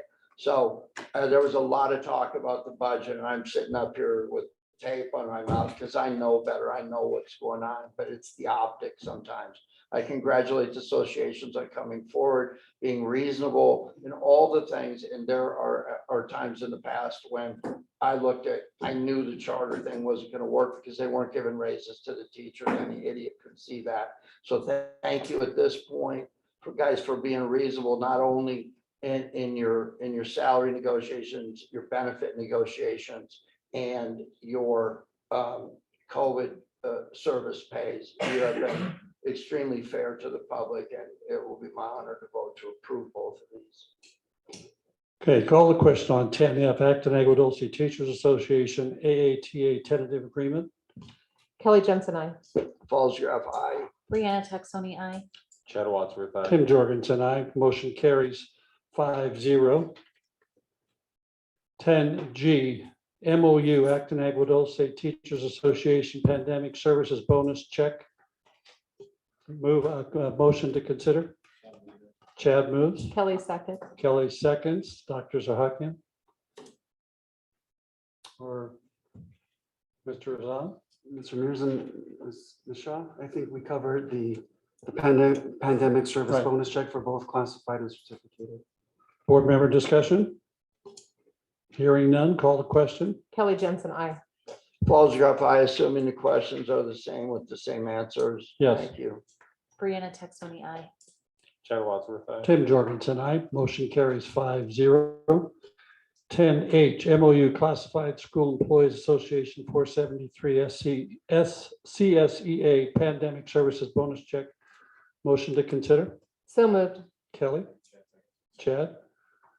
Board member discussion? Hearing none, call the question. Kelly Jensen, I. Falls your FI with the same consideration. Brianna Texoni, aye. Chad Wadsworth, aye. Tim Jorgensen, aye. Motion carries 5-0. 11A, Personnel Action Report. Motion to consider. Chad moves. Brianna seconds. Dr. Zahakian. We don't have it. We do not have an amendment to the PAR report for this evening. So what was posted is accurate. Board member discussion? Hearing none. call- I'm going to pull. I can't let Mr. Ted Pelham go away without comments. He has been significant in every way. I can't think of somebody that's been more stable the whole time, walking into a classroom, consummate professional. Kim, am I to vote on this tonight? Okay. It's an action item. I would also like to speak about Mr. Pelham. He is the only teacher in this district that had my brother, myself, my sister, and 5 out of 6 of my kids. I think my brother was in his first class and then I had him for 5th grade. I knew that I wanted my kids to be in his class because I remember what a phenomenal teacher he was for me and my family.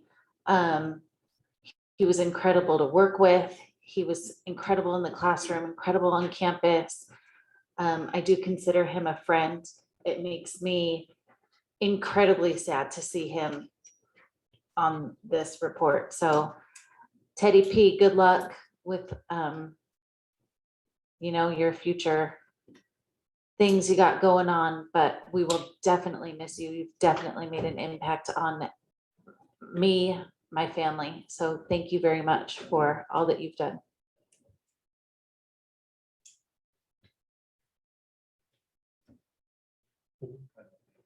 I want to congratulate Mr. Pelham on choosing to retire. He's going to enjoy it. We're going to miss him greatly, though, having his long-term service to our students in the 5th grade level. Also, I want to talk about Ms. Shaw. Ms. Shaw, we appreciate you coming out of retirement to help us out during the transition in the last administration. You've served us well. You've worked hard with our HR and our agreement here with our teachers and our classified. And so it's my pleasure. I wish you the best. And I thank you again for all your service and coming out of retirement. I know that's a challenge, but now you can take that Nevada licensed car and have a good time. Anyway, thank you for your service and coming back to help us. It's been much appreciated. Thank you. Any further discussion? Hearing none, call the question. Kelly Judson abstained. Fallsgraf, abstain. Now what? Anna Texoni, aye. Chad Wadsworth, aye. Tim Jorgensen, aye. Motion carries 3-0-2. Second read, second read and adoption, 2021 Comprehensive Safety Plan. Motion to, let's say this is a read and adopt, motion to consider. Chad will move. I'll second. Brianna second. Dr. Zahaki. Mr. Jorgensen, you mentioned second read, the comprehensive safety plan. There were some recommendations from our trustees back in February. Those accommodations were made in the final draft.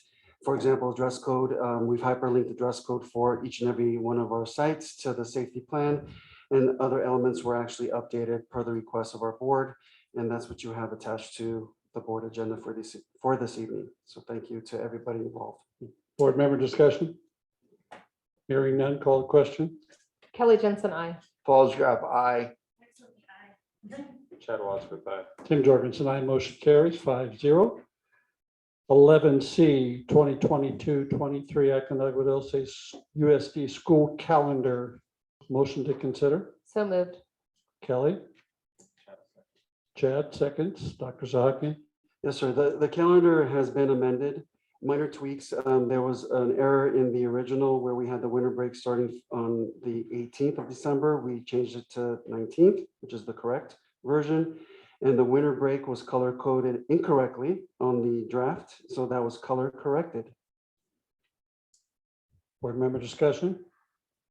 Hearing none, call the question. Kelly Jensen, aye. Fallsgraf, aye. Brianna Texoni, aye. Chad Wadsworth, aye. Tim Jorgensen, aye. Motion carries 5-0. 12B, removal, replacement of gate, transportation, extension of fence and protective mesh for security. Motion to consider. Chad. Kelly Jensen, second. Kelly. Dr. Zahaki. Dr. Mirza. Yeah, so this is just to replace and upgrade our transportation fence because we've had recent break-ins and our catalytic converters from a couple of our buses were stolen. And so this is just to add extra security measures, protective mesh, a rolling gate, lights, alarms, like that. Board member discussion.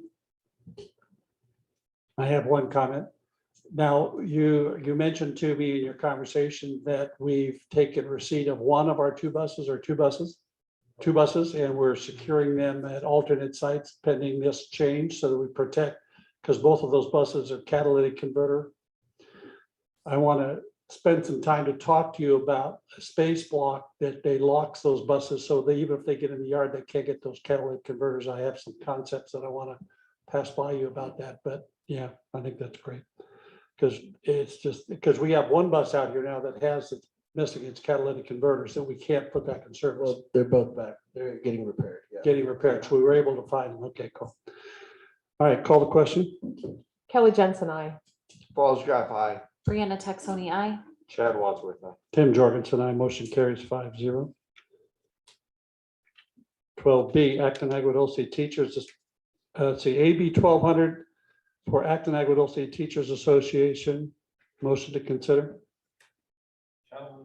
Chad, Second. who was that? Brianna. Brianna, Second. Dr. Zahaki. It is recommended that the Board of Trustees approve the AB 1200 for our district's Teachers Association, please. Board member discussion? Hearing none, call the question. Kelly Jensen, I. Falls Gap, aye. Brianna Texoni, I. Chad Wadsworth, aye. Tim Jorgensen, I. Motion carries 5-0. 12C, salary schedule and updated stipend list for AATA. Dr. Zahaki, our motion to consider. So moved. Kelly, Second. Brianna, Dr. Zahaki. We recommend that our trustees approve the teacher salary schedule and updated stipend list. Board member discussion. I want to point out to the board members that this stipend schedule includes coaching, athletic coaching and stipend positions at Meadowlark, correct? Or is that? High Desert. At High Desert, I know. Correct. At High Desert, which is something that we sorely need to help it be that transition to go forward. This That's is a, another terrible thing we've done. and by terrible, he means incredibly awesome. We're very excited about offering Like this. 10 years of not doing it. This is incredibly awesome for our. With all that sports, for our charter money, we teachers. still couldn't do it. Call the question. Kelly Jensen, I. Falls Gap, aye. Brianna Texoni, I. Chad Wadsworth, aye. Tim Jorgensen, I. Motion carries 5-0. Salary schedules for certificated management and salary schedules Z and Y. Motion to consider. So moved. Kelly, Chad seconds. Chad, Dr. Zahaki. It's recommended that our trustees approve the certificated management salary schedule and salary schedule Z and Y. Thank you. Board member discussion? Hearing none, call the question. Kelly Jensen, I. Falls Gap, aye. Brianna Texoni, I. Chad Wadsworth, aye. Tim Jorgensen, I. 5-0, motion carries. 13A, second read and adoption of administrative regulations and board policies, agenda items B through S. Point of order. Yes, There was some concern in the community that we didn't discuss any of these things, that there are a million things in here that are important to our students and that we just blew through it. This was a mandatory update that was voluntarily done by our staff. I will speak, if board members, if you don't agree with what I'm saying, jump right in. All of the red lines were provided to the board ahead of the meetings. All of the red lines were reported, given to the public in the agenda that was posted to the public.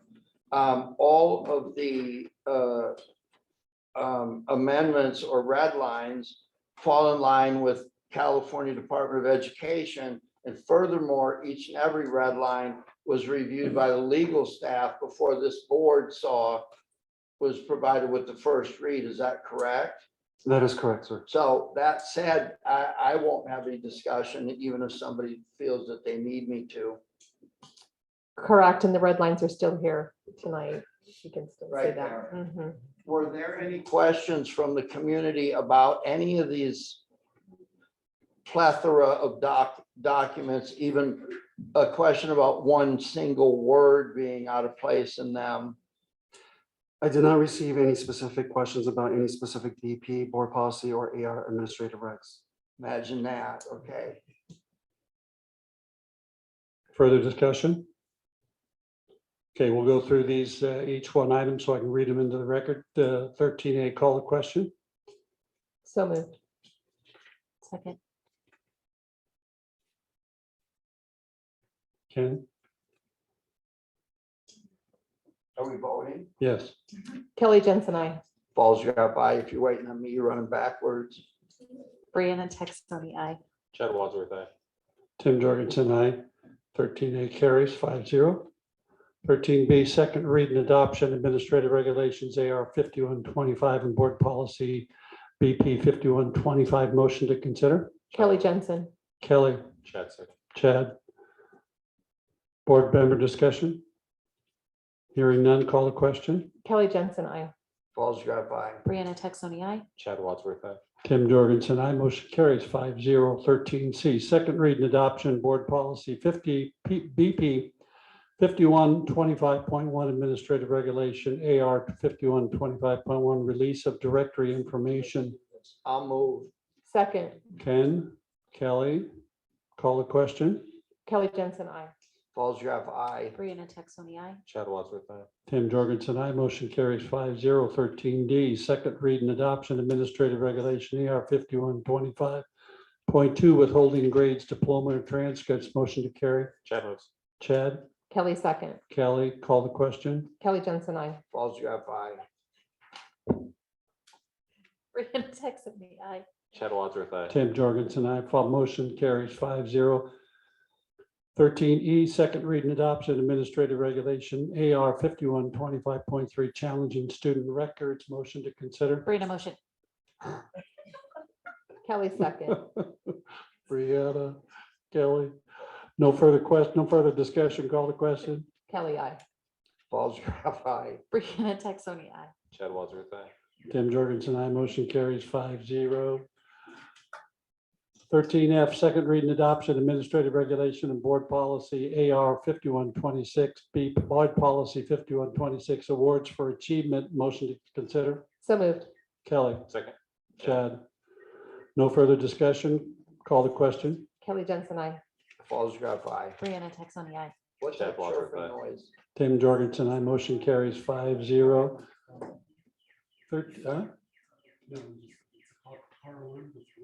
Oh, it's not mine. Mine's louder than that. Oh, we gotta The go. cops are coming. We have to hurry. 13G, second read and adoption, board policy BP 5127, graduation ceremonies and activities, motion to consider. Chad So moves. moved. Chad, Second. Kelly. Okay, hold on. I I got remember a when I had question my here. first beer. Call the question. Kelly Jensen, I. Falls Graph, aye. Brianna Texoni, aye. Chad Wadsworth, aye. Tim Jorgensen, I. 5-0, motion carries. 13H, second read and adoption, board policy BP 5131, conduct, So moved. motion to consider. So moved. Kelly, Second. Brianna, call the question. Kelly Jensen, I. Falls Graph, aye. Brianna Texoni, aye. Chad Wadsworth. Tim Jorgensen, I. Motion carries 5-0. 13I, second read and adoption, administrative regulation, board policy, AR 5131.1, board policy 5131.1, bus conduct, motion to consider. So moved. Chad, Second, Brianna, call the question. Kelly Jensen, I. Falls Graph, aye. Texoni, aye. Chad Wadsworth, aye. Tim Jorgensen, I. 5-0, motion carries. 13J, second read and adoption, board policy, BP 5131.4, administrative regulation, AR 5131.4, campus disturbances, motion to consider.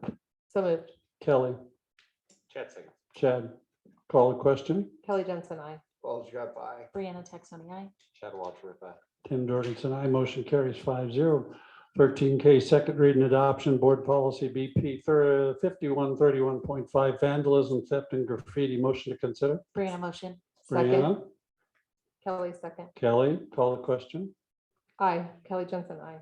Falls Graph, aye. Brianna Texoni, aye. Chad Wadsworth, aye. Tim Jorgensen, I. 5-0, the motion carries. 13L, second read and adoption, board policy, BP 5131.5, vandalism, theft and graffiti. So moved. Kelly, Chad will second. Chad, call the question. Kelly Jensen, I. This is a double. It's a double. Okay, we already did this. Hold on. KK, it's a double. Okay, Mhm. skip that. 13M, second read and adoption, board policy 513161, drug testing, motion to consider. So moved. Kelly, Chad second. Chad, call the question. Kelly, I. Falls Graph, aye. Brianna Texoni, aye. Chad Wadsworth, aye. Tim Jorgensen, I. 5-0, motion carries. 13N, second read and adoption, administrative regulation and board policy, AR 513162, board policy 513152, tobacco, motion to consider. So moved. Kelly, Second. Brianna, call the question. Kelly Jensen, I. Falls Graph, aye. Brianna Texoni, aye. Chad Wadsworth, aye. Tim Jorgensen, I. 5-0, the motion carries. 13O, second reading adoption, administrative regulation, board policy AR 5131.63, board policy 5131.63, steroids. Motion to consider. So moved. Kelly, Second. Brianna, call the question. Kelly Jensen, I. Balls drop by. Brianna Texoni, aye. Chad Wadsworth, aye. Tim Jorgensen, I motion carries 5-0. 13P, second reading adoption, administrative regulation, board policy AR 5131.7, board policy 5131.7, weapons and dangerous instruments. Motion to consider. So moved. Chad, Second. Brianna, call the question. Kelly Jensen, I. Balls drop by. Brianna Texoni, aye. Chad Wadsworth, aye. Tim Jorgensen, I motion carries 5-0. 13Q, second reading adoption, administrative regulation, board policy AR 5132, board policy 5132, dress and grooming. Motion to consider. So moved. Kelly, I'll second. Brianna, call the question. Kelly Jensen, I. Balls drop by. Brianna Texoni, aye. Chad Wadsworth, aye. Tim Jorgensen, I motion carries 5-0. 13P, 13R, second reading adoption, administrative regulation, board policies AR 5136, board policy 5136 gangs. Motion to consider. So moved. Kelly, I'll second. Brianna, call the question. Kelly Jensen, I. Balls drop by. Brianna Texoni, aye. Chad Wadsworth, aye. Tim Jorgensen, I motion carries 5-0. 13S, second reading adoption, board policy BP 5137, positive school climate. Motion to consider. So moved. Chad, Second. Kelly, call the question. Kelly Jensen, I. Balls drop by. Brianna Texoni, aye. Chad Wadsworth, aye. Tim Jorgensen, 5-0, motion carries. 14, calendar. Dr. Zahakian. Mr. Jorgensen, there's a request on behalf of a possible calendar change for High Desert's promotion. Originally scheduled for June 9th, time tentative. We have a board meeting that evening. High Desert is very cognizant of working parents. And so there's a request to possibly move the High Desert promotion. One option provided was June 7th for the evening at 6 p.m. as one option to accommodate working parents. Board member discussion. I'm all about making sure that we can have our parents attend, but it's on the same night as the board meeting. Is that necessary? I didn't hear the question. What was your question? So the High Desert ceremony is the same day as the board meeting. Correct. Time is still TBD for June 9th, but they're trying to accommodate their working parents. But we have a board meeting at the same evening of June 9th at 6:30. And My question is, but why is it June 9th? On a board meeting night? That's my question. Is that what you're asking is can we move it to the 7th? correct. So The request move on- hang on. them move theirs Right on here. the 7th? Here's the question. One option That's what for the board first to, option for the was. trustees to consider is to move High Desert's promotion date from June 9th to June 7th Okay. at 6 p.m. Yes, Ms. Okay. Jones, thank you. I was confused. Thought you were Is saying Is that 6 what the o'clock on June community 9th. is proposing? Is that the No, discussion from the school side? Oh, hang on. Let's speak English here. Does the community want the school board meeting to be moved so the graduation ceremony can be held at that time? Is that the ask? That's the preliminary ask from the community. Okay, correct. so does anybody have a problem moving the school board meeting? That's the first thing we're asking here. I think it's a captain obvious. Do not schedule your commencement activities on the calendar the night of a school board meeting. Don't do that in the future. So everybody's, learned their lesson there. So are we willing to accommodate the community? And I'm going to ask this question. Is there enough business that we have to have a board meeting that week? The board meeting could move. Except you, no. We do. Hassan, We do have Sorry, some, yawning when I we do have do some it. business services timelines to meet by the end of the fiscal year of June 30th. So having, 2 board meetings would be optimal for the month of June. But I don't see why we can't look at the following week, which would be June 16th. Does anybody have a problem with that? Well, the one, here's the one question that I brought up to Dr. Zahaki when the discussion Chad came has up, an issue. was that, first off, is there any document procedural requirements that we have to have in place before, during the fiscal year that's going to end June 30th? So we have the June 9th and then the June 23rd, right? Or something like that. We have 2 meetings to get all that paperwork done before the end of the fiscal. We could do that either by moving if we need 2 board meetings, we could go to the 16th and the 30th. So we still have our 2 meetings. Do we need 2 meetings to get those done? We do need 2 meetings. Kat's not available on the 30th though.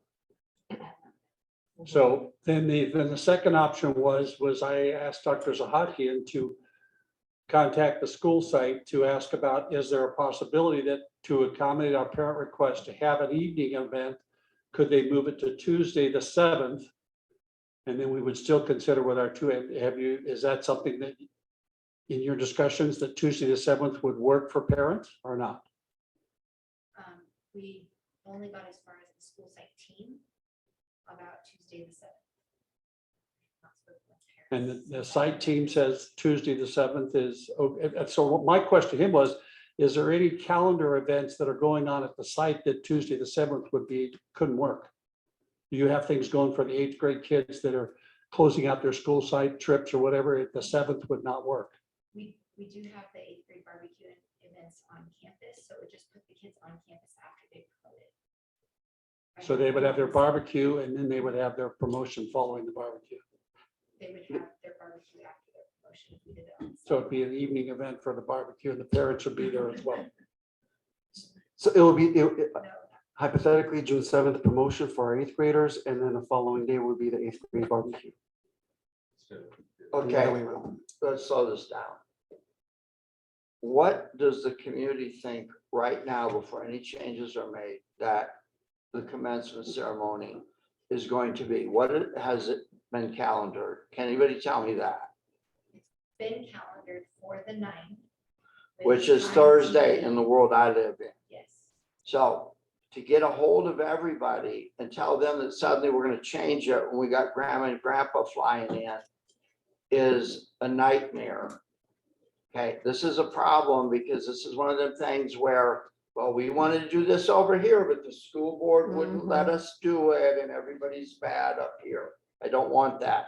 My question is this: if we're telling people that it's the 9th now, is that right? They think that. So maybe we should have it on the 9th. I want to know when we can have 2 board meetings.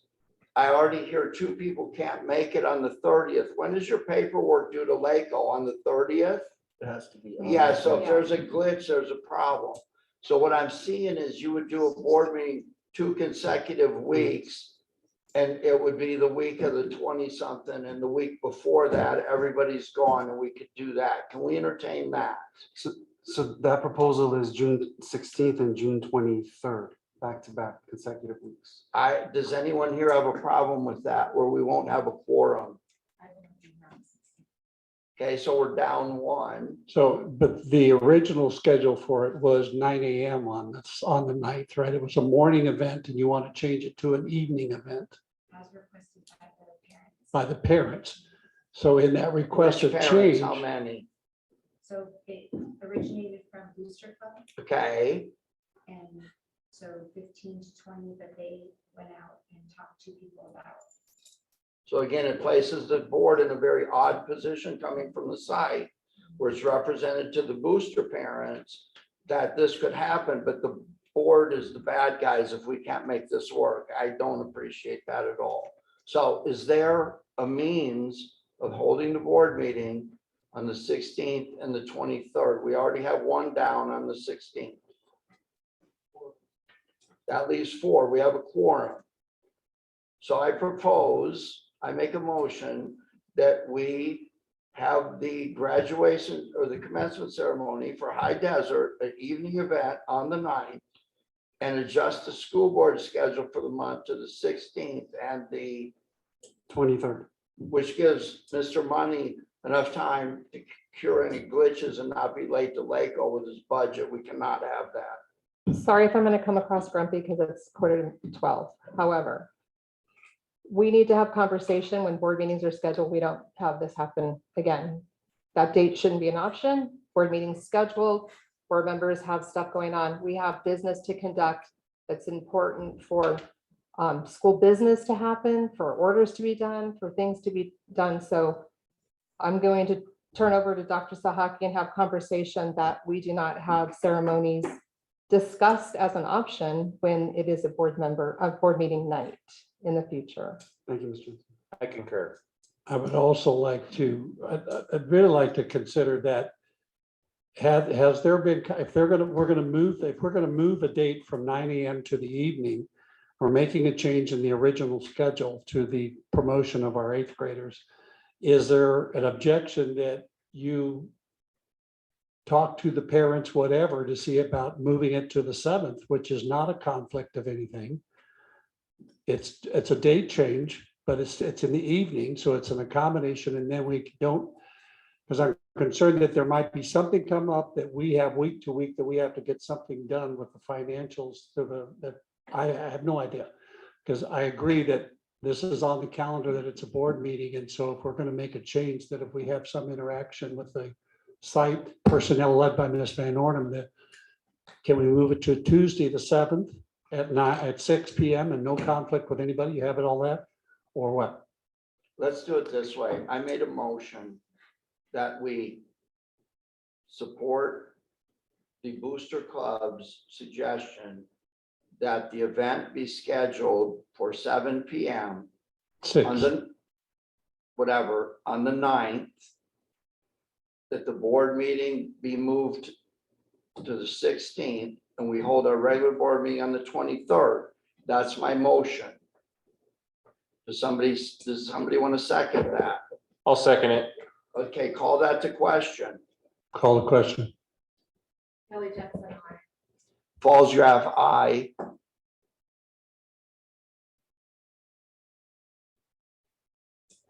Texoni, aye. Chad We're Wadsworth, done. aye. Tim Jorgensen abstain. We're done. Okay, so That's we're how it going to go works. to the 16th and the 23rd. Yes, for the sir. next board meeting. Yes, sir. For that June, For board- for the June board meeting. All right, do I have 16A, do I have a motion to adjourn? Chad moves. Chad, Second. Brianna, call the question.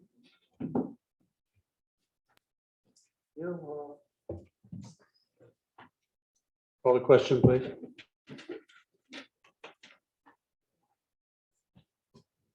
Kelly Jensen, aye. Falls, you have aye. Brianna Texoni, aye. Chad Wadsworth, aye. Tim Jones and I, we stand adjourned at 11:46. Thanks, everybody, for your hard work and patience.